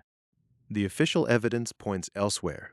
It points to metal that had been damaged long before, to a repair that appeared permanent, and to a structure that kept carrying pressure loads until the hidden weakness could no longer remain hidden. The real mystery is not that the aircraft spoke from the ocean floor. It is that, for 22 years, the most important part of the accident was silent. It was silent under paint, silent under repair material, silent through inspections, schedules, and ordinary service, silent through thousands of pressurization cycles, silent on the day of the flight as the aircraft climbed normally from Taoyuan toward Hong Kong, silent until the aft lower fuselage failed and the recorders lost power together. The old tail strike is the point where the case changes shape. The evidence no longer revolves around what the recorders captured at the end. It moves into the structure itself, into the underside of the rear fuselage, and into the repair that was meant to close the matter in 1980. The question becomes not simply that the aircraft was repaired, but how. What skin was left in place? What damage was covered? How far the doubler extended? And whether the permanent repair truly reached the full wound beneath it. The question left by the old tail strike was not whether the aircraft had been damaged. That part was known. It had happened in Hong Kong on February 7, 1980. It had been serious enough that the Boeing 747 was ferried back to Taiwan without pressurization, then temporarily repaired the following day, and permanently repaired later that May. The deeper question was quieter and more technical. When the permanent repair was made, did it remove the wound or did it conceal it? The Aviation Safety Council's final report answered that question with unusual clarity. The permanent repair to the tail strike damage did not follow the Boeing Structural Repair Manual. It did not remove all of the damaged skin in Section 46, and the repair doubler did not extend far enough beyond the entire damaged area. In ordinary language, a doubler is a reinforcing plate. It is installed over aircraft skin to restore strength after damage, usually with fasteners distributing loads through both the original skin and the added material. Properly designed and properly installed, a doubler can be a legitimate structural repair. It is not, by itself, a sign of negligence or danger. Aircraft are repaired throughout their service lives. The issue in Flight 611 was not that a doubler existed. The issue was what remained beneath it, and how much of the injured structure it actually protected. The accident aircraft, B-18255, carried the history of that repair for more than 2 decades. It flew routes, accepted pressure loads, and accumulated normal service time with a hidden area of concern in the aft lower fuselage. By the day of the accident, the aircraft had accumulated 64,810 total flight hours and 21,398 flight cycles. Each cycle meant another pressurization and depressurization of the fuselage. Each cycle placed stress into the skin. And in the repaired area, those stresses passed through a structure that investigators later found had not been restored in the way the manufacturer's repair instructions required. The geography of the failure matters, because this was not an abstract defect. It had a location. The Aviation Safety Council focused on the aft lower lobe section of the fuselage in Section 46 near Station 2100. More precisely, the fatigue damage was found near the lower aft fuselage between stringers S48L and S49L. These terms can sound like a grid from a maintenance drawing because that is what they are, a way to map the aircraft's body with repeatable precision. A fuselage station marks distance along the length of the aircraft. Stringers are longitudinal stiffeners running along the aircraft skin, helping the fuselage carry loads and maintain shape. When the report identifies Station 2100 and the space between stringers S48L and S49L, it is not using decorative language. It is narrowing the mystery to a specific strip of metal in the underside of the rear fuselage. It is naming the structural neighborhood where an old impact, an incomplete repair, and years of pressurization cycles finally met. This is where the ocean floor legend begins to lose its atmosphere. The popular version imagines a message, a transmission, a recorder, somehow speaking from below the Taiwan Strait. But the official evidence keeps pulling us away from the supernatural image and back toward aluminum, fasteners, scratches, stations, stringers, and manuals. The central mystery was not a broadcast. It was a repair beneath the skin. The Boeing Structural Repair Manual existed for a reason.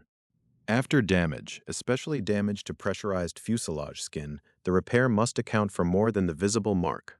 Tail strike damage can include scratches, gouges, deformation, and stress concentrations. The affected skin may appear manageable from the outside, but the structure's future depends on whether the damaged material is removed or whether it remains as a starting point for fatigue. The manual's requirements are meant to make sure that the repair restores strength not just around the easiest part to see, but around the entire damaged area. According to the Aviation Safety Council, that did not happen. Damaged skin in Section 46 was not removed. The doubler was installed over the area, but it did not extend far enough beyond all of the tail strike damage. The official report describes the number 16 doubler as 2 patches. The forward patch measured about 125 inches by 23 inches, extending from Station 2060 to Station 2180. The aft patch measured about 60 inches by 23 inches, extending from Station 2180 to Station 2240. Those dimensions sound large, and in human scale, they were. A plate more than 10 feet long does not seem small. But structural adequacy is not measured by whether a patch looks substantial. It is measured by whether it covers the damage with the required margins, transfers load correctly, and prevents stress from concentrating at dangerous points. A repair can be physically large and still be insufficient if the damage extends beyond its protection, or if damaged skin remains underneath. The significance of the doubler edge would become one of the darker details in the investigation. A doubler adds stiffness where it is attached. At its edge, the structure transitions from reinforced skin back to original skin. If damage, scratches, or cracks exist near that boundary, the changing stiffness and repeated pressurization loads can turn a hidden defect into a long-term fatigue problem. The Aviation Safety Council found fatigue damage in the lower aft fuselage near Station 2100 between stringers S48L and S49L, under or near the repair doubler edge. This was not a dramatic failure waiting openly in the maintenance record. It was a structural condition covered by repair material, hidden from ordinary view, and carried through routine operation. The aircraft climbed, descended, pressurized, depressurized, and flew as part of an airline fleet. From the cockpit, there was no special sound of it. From air traffic control, there was no clue in the last clearance. From the recovered cockpit tape, there was no long emergency narrative. The aircraft did not spend its final minutes explaining what had happened to it. The explanation had to be found later, in fractured metal and in the old repair. This is one reason the official record feels almost colder than the myth. The myth turns the accident into a haunted signal from the seabed, a last message stretched across 17 minutes. The investigation turns it into something more patient and more mechanical. A tail strike in 1980. A permanent repair from May 23rd through May 26th of that year. Damaged skin not removed. a doubler that did not extend far enough, an aft lower lobe fuselage carrying pressure loads year after year, a failure location that can be drawn on the aircraft body, not imagined in the water. The phrase aft lower lobe is important. A Boeing 747 fuselage is a pressurized shell, and the lower rear portion of that shell carries hoop stress during flight. When the cabin is pressurized at altitude, the skin is loaded outward, like the wall of a pressure vessel. That loading happens over and over during the life of the aircraft. If the skin is intact and properly maintained, the structure is designed to endure it. But if a scratch, gouge, or unrepaired damaged area remains, the repeated loading can act on that imperfection. The official investigation did not need to invent a new force. It needed to trace how ordinary forces acted on a compromised area. That is what made the repair so central. The aircraft did not require a bomb, a mid-air collision, an engine separation, cabin overpressure, adverse weather, or a cargo door event to explain the breakup. The report ruled out those kinds of initiating causes. What remained was a structural failure in the aft lower lobe section of the fuselage, highly likely linked to the earlier tail strike repair. In that sense, Section 46 became the true archive. The recorders gave investigators time. Radar gave them altitude and disappearance. The debris field gave them physical distribution, but the damaged fuselage skin gave them history. It carried the memory of Hong Kong, the repair in Taiwan, and the consequences of a repair that did not match the Boeing structural repair manual. Beneath the doubler, the old damage had not been fully erased. There is a particular unease in a repair that appears to close a case while leaving the essential damage behind. Once the doubler was installed, the aircraft returned to service. The exterior problem had a documented answer. The tail strike had a maintenance event, a temporary repair, and then a permanent repair. On paper, the story moved forward. Structurally, however, the critical question remained embedded in metal. If damaged skin was still present, and if the doubler did not extend beyond the whole damaged area, then the old impact was no longer just an event from the past. It was part of the aircraft's continuing load path. That is the repair beneath the skin. Not simply a plate fastened to the fuselage, but a hidden boundary between what had been corrected and what had only been covered. Near Station 2100, between stringers S-48L and S-49L, the aircraft carried that boundary into thousands of ordinary flights. And the next layer of evidence would make the story more precise. Investigators did not stop at saying the repair was improper. They found the marks left by time itself: fatigue damage near the doubler edge, small cracks associated with tail strike scratches, and a main crack that had grown through the thickness of the skin. The old repair explained where to look. The metal would show what had been growing there in silence. The old repair explained where investigators had to look. It did not, by itself, explain how the structure finally failed. For that, the evidence had to become smaller. Not the broad outline of a tail strike. Not the large doubler plate installed over the aft lower fuselage. Not even the repair record that showed the work had not followed the Boeing structural repair manual. The next part of the case lived at the scale of scratches, rivet lines, skin thickness, and fractured aluminum. It lived at the boundary where the repair doubler ended, and the original damaged skin continued to carry load. Near Station 2100, between stringers S-48L and S-49L, investigators found the evidence that turned an improper repair into a long mechanical timeline. The Aviation Safety Council identified fatigue damage in the lower aft fuselage, under or near the edge of the repair doubler. This was not a single fresh tear made only in the final instant. It was a record of progressive cracking, grown under normal service, cycle after cycle, for years. The phrase used in the investigation was multiple site damage. It is a technical term, but in this case, it carries a quiet dread. Multiple site damage means that cracking was not confined to one isolated origin. There were several fatigue cracks, developing in the same structural region, influenced by the same old damage and the same repeated loading. The aircraft was not waiting on one flaw alone. It was carrying a field of damage. The main crack was measured at 15.1 inches. It was a through-thickness fatigue crack, meaning it had grown through the full thickness of the fuselage skin. That measurement matters because it is not a surface blemish. It is not simply a mark seen on the outside of the aircraft. A through-thickness crack has passed through the metal wall that helps contain cabin pressure. In a pressurized fuselage, that skin is not decorative. It is part of the pressure vessel. Every flight added another cycle. On the ground, the aircraft sat unpressurized. In climb, the cabin was pressurized relative to the thin air outside. In cruise, the fuselage carried that pressure difference. In descent, the pressure was reduced again. The load came and went, not as a dramatic impact, but as ordinary operation. That is why the failure is so unsettling. The mechanism did not require a storm, a collision, an explosion, or an extraordinary crew action. The official investigation ruled out those kinds of initiating causes. The danger was built into repetition. Each pressurization cycle placed stress into the aft lower lobe fuselage. Each cycle gave microscopic cracks a chance to open by a tiny amount. Then, when the load relaxed, the crack did not heal. Metal fatigue is cumulative. A crack can begin at a scratch, a tool mark, a stress concentration, or damaged material left in place. Once it begins, it can grow in increments too small to notice from one flight to the next.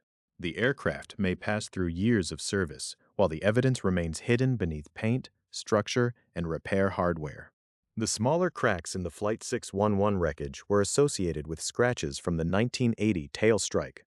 That detail closes a loop that began more than 2 decades earlier in Hong Kong. The tail strike did not simply bend or scrape the aft lower fuselage in a general way. It left damage that could become fatigue origins. When the permanent repair was made months later, the damaged skin in Section 46 was not removed as required, and the doubler did not extend far enough beyond the entire damaged area.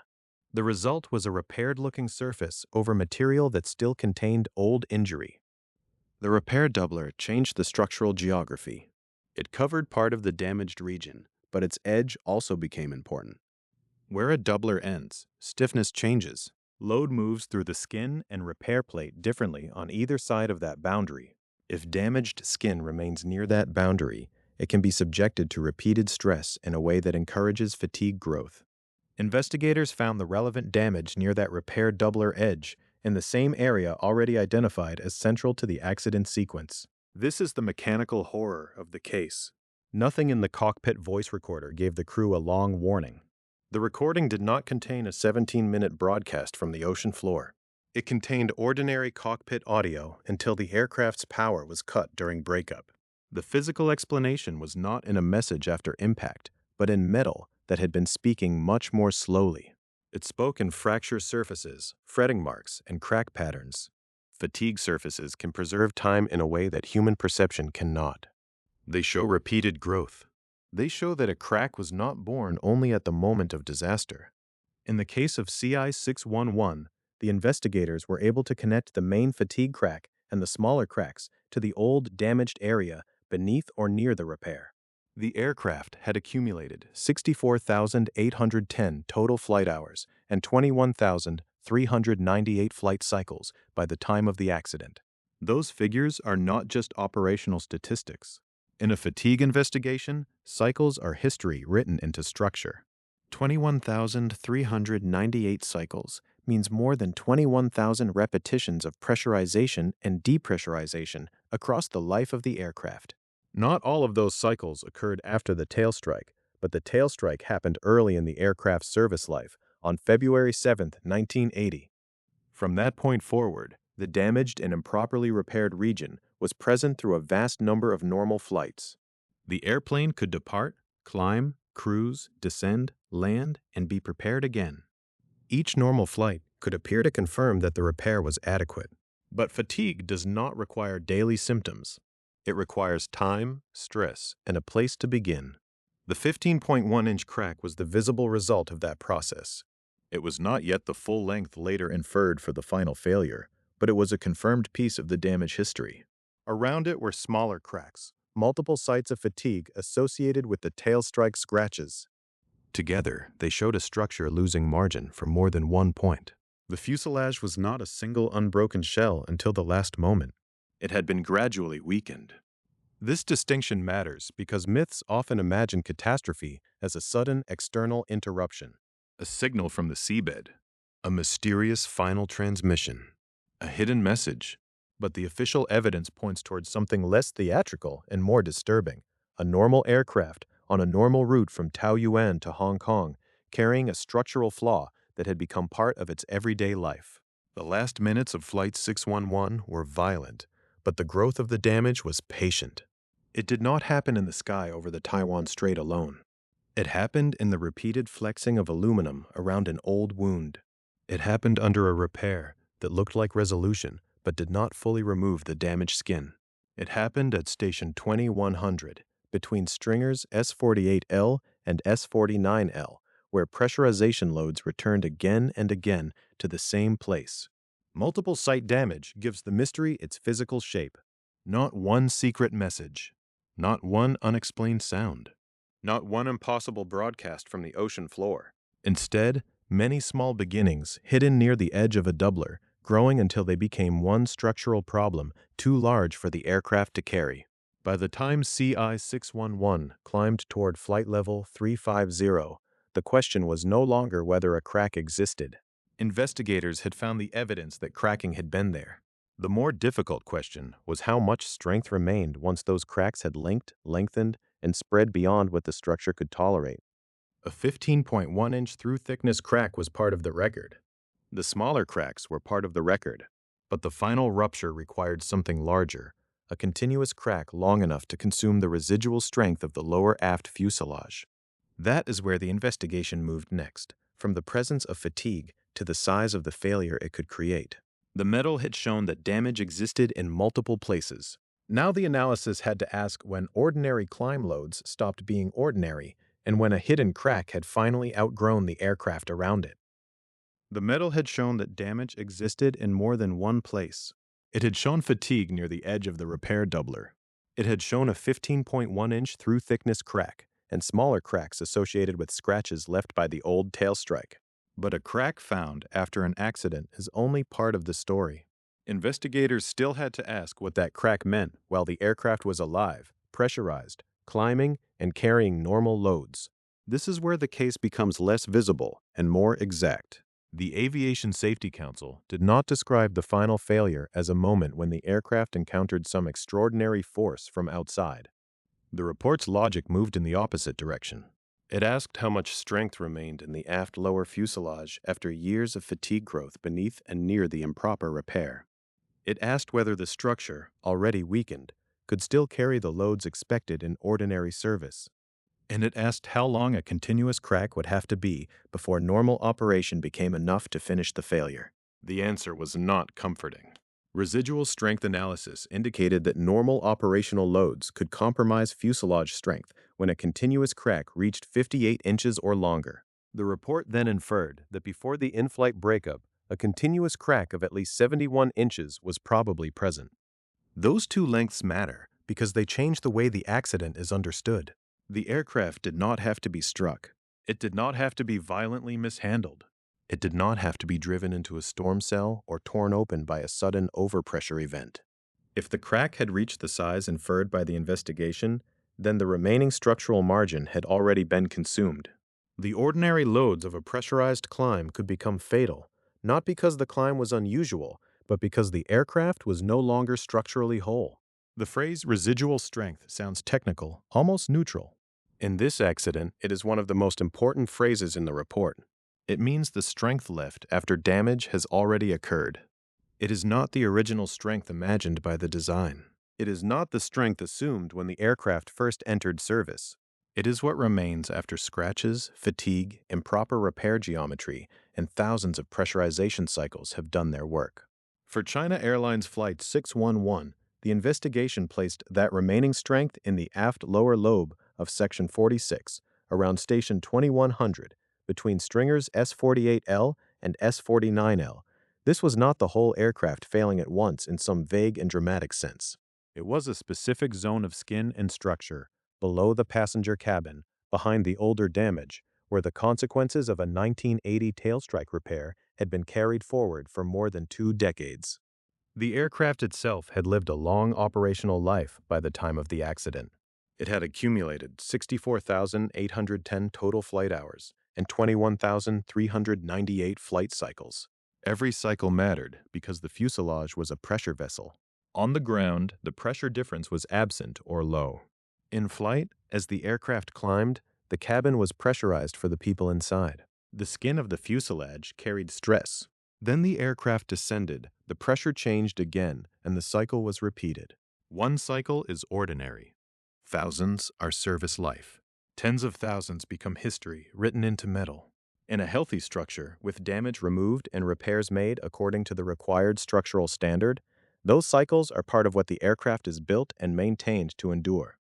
But the official finding was that the permanent repair after the Hong Kong tail strike did not follow the Boeing Structural Repair Manual. Damaged skin in Section 46 had not been removed, and the repair doubler did not extend far enough beyond the entire damaged area. The result was not merely an error on paper. It changed the stress field around old damage. It allowed cracks to remain hidden beneath a plate that appeared, from the outside, to be a repair. That hiddenness is central to the mystery of Flight 611. The fatal condition was not announced in the cockpit voice recorder. It did not appear as a long radio emergency. It did not create a recorded struggle in which the crew had time to diagnose what was happening. The recorders captured normal operations, then stopped when electrical power was cut during breakup. The structural story had been developing elsewhere, outside the awareness of the crew, under the skin. Residual strength analysis was the bridge between what investigators found on recovered wreckage and what must have existed before the aircraft came apart. The physical fragments showed fatigue. They showed a main crack and smaller cracks. But the aircraft had disintegrated in flight, and the sea had scattered the evidence. Investigators had to reconstruct not only the presence of cracking, but the condition of the structure at the instant before it lost its ability to carry load. The report's inference of a continuous crack of at least 71 inches is therefore not a decorative detail. It is a conclusion about the aircraft's final structural state. A 15.1-inch through-thickness crack could prove that fatigue had been active. Multiple site damage could show that the process was not isolated to one clean fracture. But the final rupture required link-up, growth, and continuity. Several smaller sites of fatigue could become, in effect, one larger defect. Once that continuous defect reached and exceeded the critical range, the fuselage could no longer behave like the structure it was assumed to be. This is the quiet terror of residual strength. An aircraft can look complete while no longer having the strength of a complete aircraft. Its outline can remain familiar. Its systems can operate. Its crew can receive a clearance, acknowledge it, and continue climbing toward flight level 350. Its route can remain ordinary, from Chiang Kai-shek International Airport in Taoyuan toward Chek Lap Kok International Airport in Hong Kong, from Chali toward Kadlo. But underneath that routine, a crack can have become large enough that the next normal demand is no longer safely normal. The timing of Flight 611 makes this especially stark. The aircraft broke up at about 34,900 feet, just below the planned cruise altitude of 35,000 feet. That was the point in the flight where pressurization loads were already significant. The aircraft was not at the beginning of the takeoff roll, nor already descending toward Hong Kong. It was high over the Taiwan Strait, still in the climb, close to the level it had been cleared to maintain. The load environment did not need to be exotic. It needed only to act on a structure whose hidden damage had crossed the threshold. The official report's finding about 58 inches gives that threshold a measurable form. It tells us that once a continuous crack was that long or longer, normal operational loads could compromise the fuselage strength. The inferred 71-inch crack places Flight 611 beyond that point. The crack had not merely approached danger. According to the analysis, it had outgrown the remaining capacity of the aircraft around it. That phrase, continuous crack, is also important. A fuselage is not weakened only by a single dramatic tear visible to anyone nearby. In fatigue, damage can begin as small, separate cracks. Multiple site damage can allow them to grow and interact until the structure responds as though the defects have joined. What began as scratches associated with an old tail strike could, over time, become a path of reduced strength. The aircraft did not remember the tail strike as an event. The metal remembered it as geometry, stress, and crack growth. Nothing in that process required the crew to do anything wrong. The available facts do not point to an action in the cockpit that initiated the breakup. The crew were operating an aircraft that carried a hidden structural condition from long before that day. The normal climb did not become dangerous because climbing is inherently dangerous. It became dangerous because the margin that made it safe had been spent in silence. This is also where the ocean floor myth loses more of its shape. A story about a final broadcast from the seabed depends on the idea that the mystery lies after the crash, in voices continuing from below the water. The official evidence points instead to something before the breakup, an aircraft whose aft lower fuselage had been compromised by long-term fatigue beneath an improper repair. The decisive evidence was not a message transmitted from the deep. It was the length of a crack, the loss of residual strength, and the inability of the pressurized fuselage to carry ordinary load. The machinery of the accident was therefore both violent and patient. Violent in the final instant, when the fuselage failed and electrical power to the recorders was cut. Patient in the decades that preceded it, as the old tailstrike area experienced cycle after cycle after cycle. The final event lasted only moments. The failure condition took years to become inevitable. By the time Flight 611 neared its assigned altitude over the Taiwan Strait, the aircraft was carrying more than passengers, cargo, fuel, and its flight plan to Hong Kong.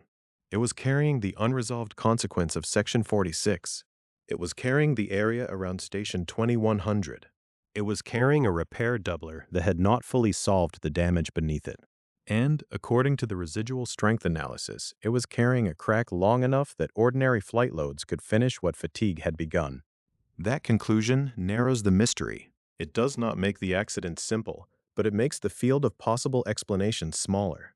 If the structure was already vulnerable to normal operational loads, then the investigation had to be careful about every more dramatic possibility.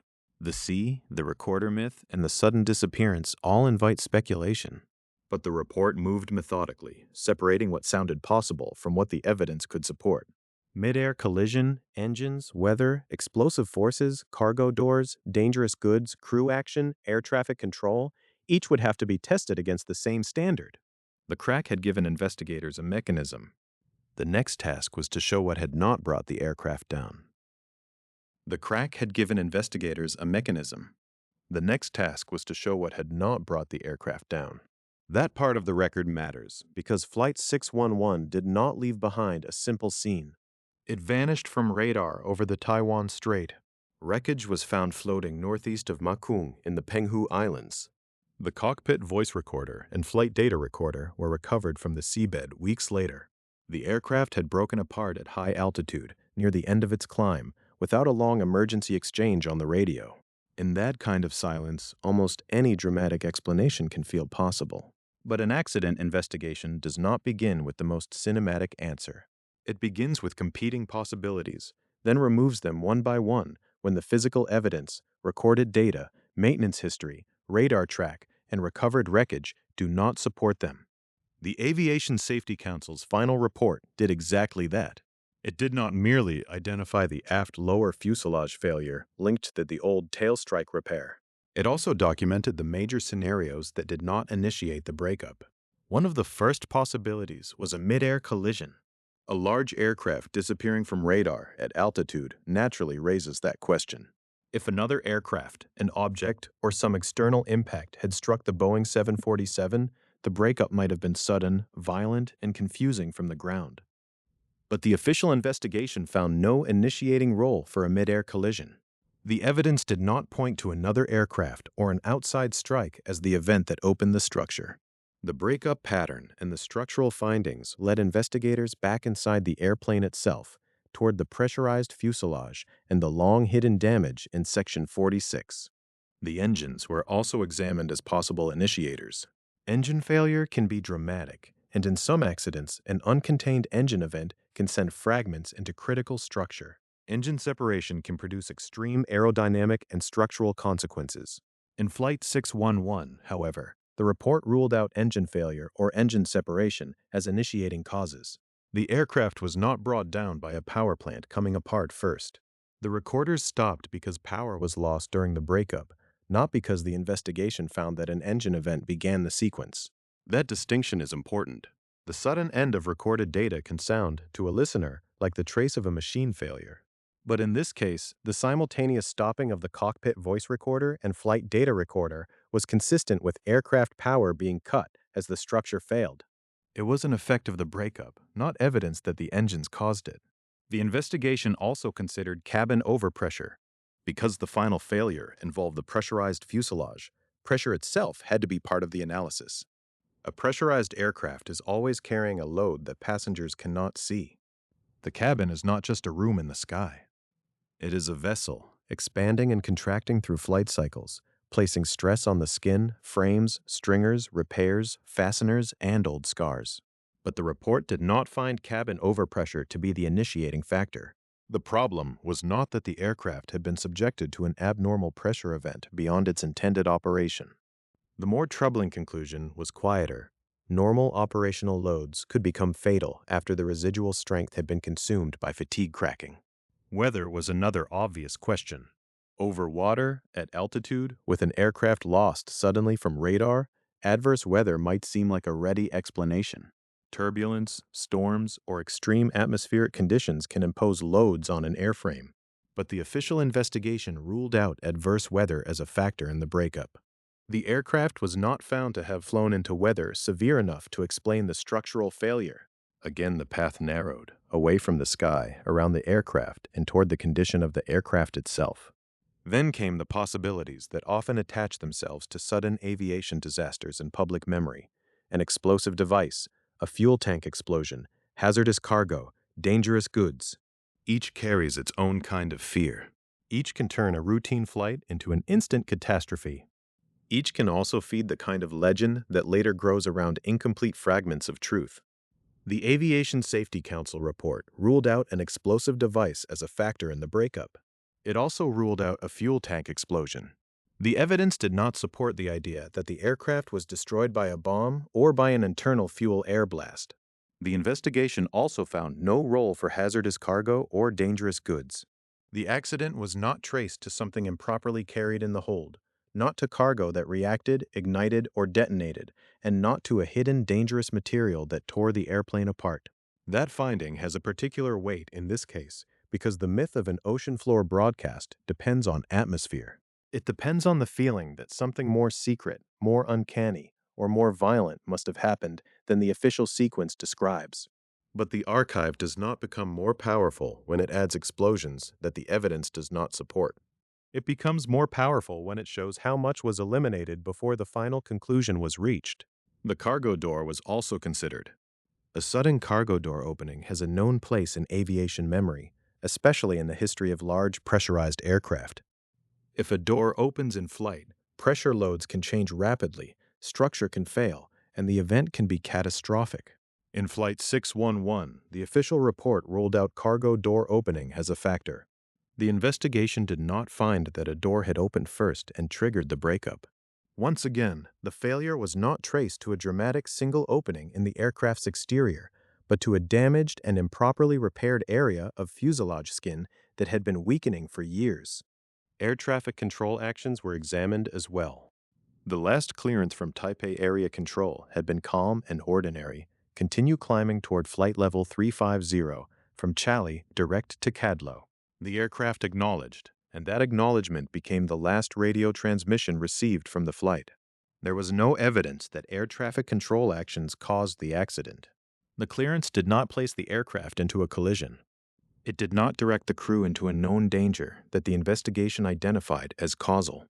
The silence that followed was not the result of a wrong instruction from the ground. The crew actions were also addressed. The report found no evidence that flight crew or cabin crew actions caused the accident. That is a careful finding, and it should be heard carefully. The cockpit voice recorder did not reveal a crew fighting a known emergency for 17 minutes after impact. It did not preserve a sustained underwater transmission. It recorded routine cockpit audio until the final moments, then stopped when power was lost. The evidence did not support a crew-induced event. The cabin crew, too, were not identified as causing the accident. The disaster unfolded from a structural condition hidden beneath the surface of normal operation. In mystery stories, the removal of suspects can feel like a loss of drama. Here it does the opposite. Every ruled-out scenario makes the remaining explanation more unsettling because it removes the comfort of an extraordinary trigger. No mid-air collision. No initiating engine separation. No cabin overpressure event. No adverse weather. No bomb. No fuel tank explosion. No cargo door opening. No dangerous goods. No air traffic control cause. No crew action cause. What remains is not a loud external enemy. It is a maintenance history, a repair beneath the skin, scratches left from a tail strike in Hong Kong in 1980, a doubler that did not extend far enough, damaged skin that was not removed, and fatigue cracks that grew through thousands of pressurization cycles. The aircraft did not need a storm or explosion to fail. By the time it climbed over the Taiwan Strait on May 25, 2002, the structure already carried a hidden weakness large enough for normal flight loads to finish the sequence. This is where the official record becomes both less sensational and more disturbing. The investigation strips away the images that might dominate a rumor: collision, fireball, sabotage, crew panic, a door tearing open, a ghostly broadcast from beneath the sea. In their place, it leaves a recovered cockpit recorder, a recovered flight data recorder, wreckage distributed across water, laboratory analysis, metal fatigue, and a final sound signature measured in the last fraction of a second. The ocean floor myth survives because the true details are already haunting. The recorders really did come from the seabed. The cockpit tape really did contain the final minutes of a doomed flight. The silence really was sudden. The breakup really did happen, high over the Taiwan Strait, with no last distress call to explain it to the world in real time. But the archive does not say the aircraft spoke from the bottom of the sea. It says the machines were recovered, preserved, read, compared, and interpreted after the fact. And once the dramatic causes are removed, the shape of the legend becomes easier to understand. A recorder on the seabed. A final tape. A missing aircraft. A sudden cutoff. These are real fragments. Arranged carefully, they form the official history. Rearranged in the dark, they become something else. Arranged carefully, the fragments form the official history. Rearranged in the dark, they become something else.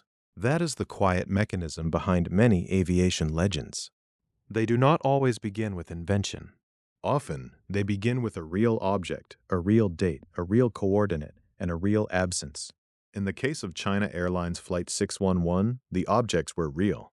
The cockpit voice recorder was real. The flight data recorder was real. Both were recovered from the seabed of the Taiwan Strait. The final cockpit tape was real. The sudden silence was real. The violent breakup was real. The false part is the bridge built between them. The legend says, or implies, that the last 17 minutes were broadcast from the ocean floor. It gives the sea an active role, as if the wreckage became a transmitter, as if the aircraft continued speaking after the disaster, as if the bottom of the Taiwan Strait briefly turned into an archive with a signal. The phrase is powerful because it sounds like it could belong to the same world as black boxes, underwater locator beacons, magnetic tape, search vessels, laboratories, and investigators listening to the last sounds of a flight. But the official record describes a different chain of events. It describes recovery, not broadcast. It describes playback, not transmission. It describes evidence preserved inside damaged equipment, not a live message rising from the seabed. The difference matters because it changes the nature of the mystery. In the legend, the horror is almost supernatural. The aircraft is gone, but its last minutes continue to travel. The ocean floor becomes a haunted source. Listeners imagine a voice or a tape somehow coming from below, delayed but alive, as though the wreck itself were calling upward. It feels like an analog nightmare because it joins old recording technology with deep water, disaster, and a signal that should not exist. In the investigation, the horror is colder. The cockpit voice recorder was a Fairchild Model A100A, serial number 60156. It had 4 audio channels: cockpit area microphone, captain radio and intercom, first officer radio and intercom, and flight engineer radio and intercom. It recorded the ordinary acoustic environment of the cockpit until aircraft power was lost. It did not continue after the breakup. It did not transmit from the seabed. It remained physically present in the wreckage field until it was found. That physical presence is probably where the misunderstanding begins. The cockpit voice recorder was recovered from the seabed on June 18, 2002. The flight data recorder, a Lockheed Model 209F, serial number 2537, was recovered the next day, June 19th. Their positions were recorded in the Taiwan Strait, near one another, with the cockpit recorder at 23 degrees, 58 minutes, 58.61 seconds north, 119 degrees, 41 minutes, 36.74 seconds east, and the flight data recorder at 23 degrees, 58 minutes, 58.46 seconds north, 119 degrees, 41 minutes, 17.71 seconds east. Those coordinates have the texture of a ghost story because they are so exact. They take something unimaginable and pin it to the floor of the sea. They say, here, this is where the machines were found. This is where the archive waited. After recovery, the recorders were transported to the Aviation Safety Council laboratory in water coolers filled with fresh water. That detail is plain, procedural, almost humble. It is also one of the details that breaks the myth apart. A broadcast does not need to be carried in a cooler. A live signal does not wait for a laboratory. The recorders were material evidence. They were preserved, handled, examined, and read. The cockpit voice recorder's Duquesne underwater locator beacon was contaminated but operated normally during the underwater recovery process. Even this can be misunderstood by a listener encountering the case through fragments. An underwater locator beacon is not a cockpit audio broadcast. It is a locating device, a pinger, meant to help search teams find the recorder after a crash into water. Its function belongs to recovery. It does not send the crew's final conversation to the surface. But in retellings, technical language can blur. A recorder is found underwater. A beacon operates underwater. A final cockpit tape exists. Soon, the mind begins to compress the sequence. Found underwater becomes heard underwater. A locator signal becomes a broadcast. A recovered recording becomes a transmission. The steps are small, but the final claim is not. The word broadcast also changes time. The official timeline is narrow and severe. Flight 611 departed Chiang Kai-shek International Airport in Taoyuan on May 25, 2002, bound for Chek Lap Kok International Airport in Hong Kong. It was a Boeing 747-200, registration B18255. It was cleared for takeoff from runway 06 at 3:07:10 in the afternoon, Taipei local time. At 3:16:24, Taipei Area Control instructed the crew to continue climbing to flight level 350 from Chali direct to Cadlo. The acknowledgement at 3:16:31 was the last radio transmission received from the aircraft. There was no long distress exchange after that. No unfolding emergency narrative on the radio. No series of calls explaining a structural problem in real time. Radar contact was lost at 3:28:03. The recorders stopped at about the same endpoint. Time correlation analysis in the final report concluded that the cockpit voice recorder and flight data recorder stopped recording simultaneously at about 3:27:59, consistent with aircraft power being cut during breakup. That simultaneous stop is one of the most important facts in the entire case because it does not leave room for a continued post-crash recording, much less a 17-minute transmission from below the surface. The tape contained 31 minutes and 51 seconds of cockpit audio. It began at 2:56:12 and continued into the final moments before the recording ended. The official description says the recording was of good quality and covered the full available tape. Its importance came not from a supernatural duration, but from what it preserved before the cutoff, a cockpit that did not produce a last-minute spoken explanation, and then a final fraction of sound that investigators treated as physical evidence. That final fraction was not a message. It was a unique sound signature in the last 130 milliseconds of the recording. The original cockpit voice recorder tape was sent to the NTSB Vehicle Recorder Laboratory for sound spectrum comparison. Investigators studied the sound the way they studied metal, timing, and wreckage distribution.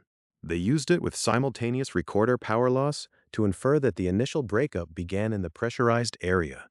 Here again, the archive becomes vulnerable to distortion. To a technical investigator, the last 130 milliseconds are a sound spectrum clue. To a listener in the dark, they can become the last cry of the aircraft.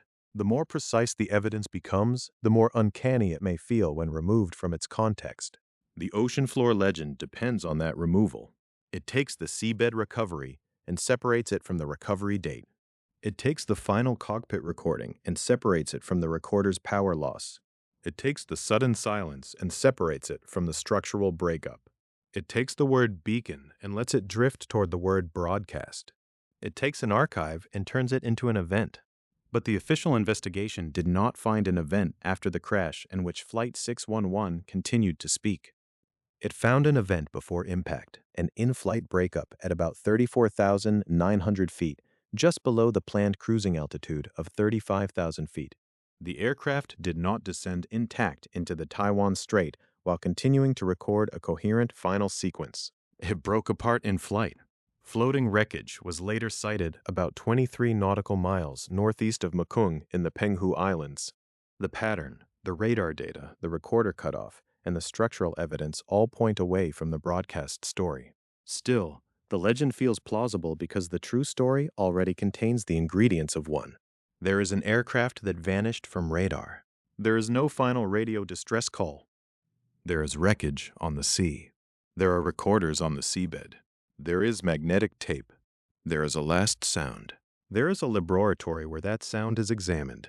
There is an old injury hidden beneath the skin of the aircraft for more than 2 decades. There are cracks that grew quietly through normal pressurization cycles until ordinary climb loads became enough. Nothing needs to be invented for the atmosphere to become heavy. The archive becomes a nightmare when its fragments are heard without sequence. A listener hears seabed before recovered. They hear cockpit tape before played back in a laboratory. They hear last minutes before stopped when power was lost. They hear underwater locator beacon before understanding that it was not carrying voices. Then the mind supplies a continuous signal, because a continuous signal is easier to imagine than a damaged recorder sitting silent in dark water until divers and search teams bring it back. But the silence is the point.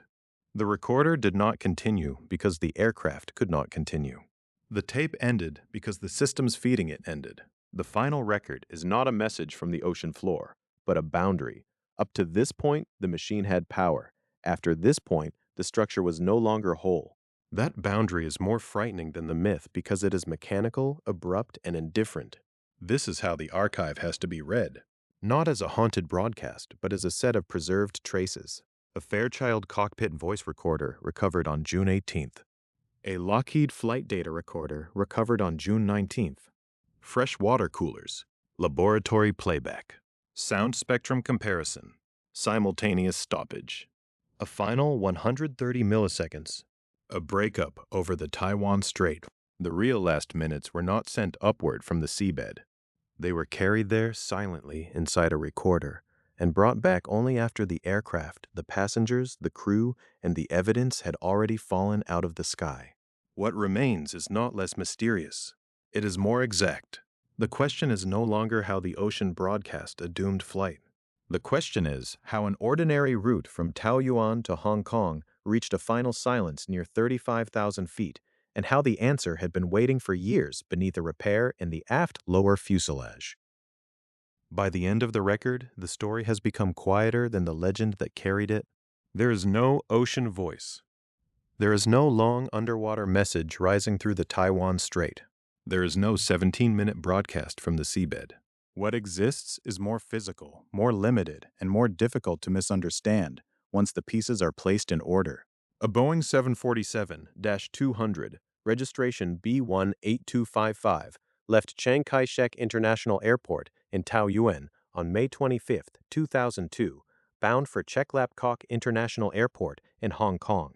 It climbed normally. It answered Taipei Area Control normally. At 3:16:24 in the afternoon, Taipei Area Control instructed the crew to continue climbing to flight level 350 from Chali direct to Cadlo. At 3:16:31, the aircraft acknowledged. That was the last radio transmission received from China Airlines Flight 611. The silence that followed was not a silence from the bottom of the sea. It was the silence of an aircraft that had broken apart in flight. Radar contact was lost at 3:28:03. Floating wreckage was later sighted about 23 nautical miles northeast of Mekong in the Penghu Islands. The official record placed the breakup at approximately 34,900 feet, just below the planned cruise altitude of 35,000 feet. The aircraft did not descend as an intact machine into the water, still somehow transmitting its last moments. It failed in the sky. That distinction is the center of the entire case. The cockpit voice recorder did survive. It was a Fairchild A100A recorder, serial number 60156. It was recovered from the seabed of the Taiwan Strait on June 18, 2002. The flight data recorder, a Lockheed Model 209F, serial number 2537, was recovered the next day, on June 19. After recovery, both machines were transported to the Aviation Safety Council laboratory in water coolers filled with fresh water. Those details do not sound like a ghost story. They sound procedural. They sound almost ordinary. But they are the facts that separate the myth from the archive. The cockpit voice recorder was not heard live from underwater. It was found, preserved, taken to a laboratory, and read after the accident. Its tape was reported as good quality. It contained the full 31 minutes and 51 seconds available on that recorder. It began at 2:56:12 and continued until the final moments around 3:28. The recording included the cockpit area microphone, the captain radio and intercom, the first officer radio and intercom, and the flight engineer radio and intercom. And then it stopped. The timing matters because myths often live in gaps. If a listener hears that a recorder was found on the seabed and that it contained the final cockpit audio, the mind may begin to rearrange the evidence. A recovered recording becomes a transmission. A seabed location becomes an origin point. A final tape becomes a broadcast. The real sequence is less theatrical, but it is stronger. The machine recorded while the aircraft had power, and it stopped when that power was cut during the breakup. Time correlation analysis in the final report concluded that the cockpit voice recorder and flight data recorder stopped recording simultaneously at about 3:27:59. That simultaneous stoppage is one of the most important facts in the case. It is not the pattern of a recorder continuing to send sound from below the water. It is the pattern of two aircraft recorders losing power at the same moment during a catastrophic structural event. The last fraction of the cockpit recording was not a long message. It was not a description from the crew. It was not a call from the sea. Investigators identified a unique sound signature in the final 130 milliseconds of the cockpit voice recorder tape. The original tape was sent to the NTSB Vehicle Recorder Laboratory for sound spectrum comparison. In that tiny ending, measured in less than a fifth of a second, investigators found evidence consistent with a breakup beginning in the pressurized area. The last minutes, then, were not mysterious because they were supernatural. They were mysterious because almost everything visible to passengers, crew, and controllers had appeared normal until the structure itself could no longer carry the load. The cause lay behind the interior surfaces of the aircraft, in the aft lower lobe fuselage, in Section 46, around Station 2100, between stringers S48L and S49L. The origin went back more than 2 decades, to February 7, 1980, when the same aircraft suffered a tail strike in Hong Kong. It was ferried back to Taiwan, unpressurized. It received a temporary repair the following day, and a permanent repair between May 23 and May 26, 1980. The final report found that the permanent repair did not follow the Boeing Structural Repair Manual. Damaged skin in Section 46 was not removed. The repair doubler did not extend far enough beyond the entire damaged area. Under and near that repair, fatigue damage remained hidden. This is the part of the story that feels least like a mystery in the popular sense, and most like a mystery in the mechanical sense. Nothing needed to announce itself. No dramatic event had to happen on the day of the flight before the final seconds. The aircraft had accumulated 64,810 total flight hours and 21,398 flight cycles. Each cycle meant another loading and unloading of the pressurized fuselage. Each cycle gave old scratches and small cracks another chance to grow. Investigators confirmed multiple site damage. They found a 15.1-inch through-thickness main fatigue crack, along with smaller fatigue cracks associated with scratches from the 1980 tail strike. Residual strength analysis indicated that normal operational loads could compromise fuselage strength with a continuous crack of 58 inches or longer. The report inferred that a continuous crack of at least 71 inches was probably present before the breakup. That is the real horror of Flight 611. Not a message from the ocean floor. Not an impossible broadcast. Not a hidden voice calling after the crash. The real horror is that the decisive failure may have been developing quietly for years beneath a repair doubler, across thousands of ordinary flights, while the aircraft continued to look like an airplane capable of one more departure. The official investigation also matters for what it did not find. It did not find that a mid-air collision initiated the breakup. It did not find engine failure or engine separation as the initiating cause. It did not support cabin overpressure, adverse weather, an explosive device, a fuel tank explosion, a cargo door opening, hazardous cargo, or dangerous goods as factors in the breakup. It found no evidence that air traffic control actions, flight crew actions, or cabin crew actions caused the accident. Those exclusions do not make the event simple. They make it precise. China Airlines Flight 611, also known as Dynasty 611, carried 206 passengers and 19 crew members. All 225 people aboard were fatally injured. Any telling of the case has to return to that fact. The archive is technical because the failure was technical. The language of stations, stringers, doublers, cracks, tapes, and sound spectra is how investigators approach the truth. But behind every term is a flight that never reached Hong Kong. The myth of the ocean floor broadcast gives the disaster an eerie shape. It imagines the sea as a transmitter, the wreckage as a voice, the last 17 minutes as something the deep water kept repeating. It is understandable why that image survives. The recorders really did lie on the seabed. The cockpit voice recorder really did contain the final cockpit audio. The ending really was abrupt. The silence really was difficult to accept. But the actual record asks for a different kind of attention. It asks us to notice the material path of evidence. A recorder recovered on June 18th, another on June 19th.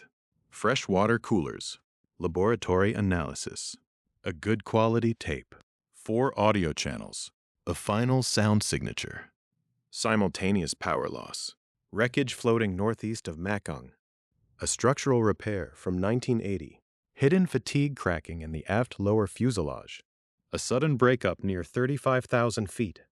This is not the story of a flight speaking from the ocean floor. It is the story of an aircraft that carried its own history into the sky. It is the story of damage that was not fully removed, of a repair that did not fully cover what it needed to cover, of cracks that grew out of sight until ordinary loads were no longer ordinary. It is the story of investigators pulling silence apart, not to make it more frightening, but to make it accountable. The last minutes of Flight 611 were preserved because a cockpit voice recorder survived long enough to be recovered. They ended because the aircraft broke apart and power to the recorders was lost.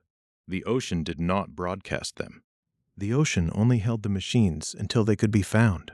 And in the end, that is where the myth gives way to the evidence. The final voice was not below the water.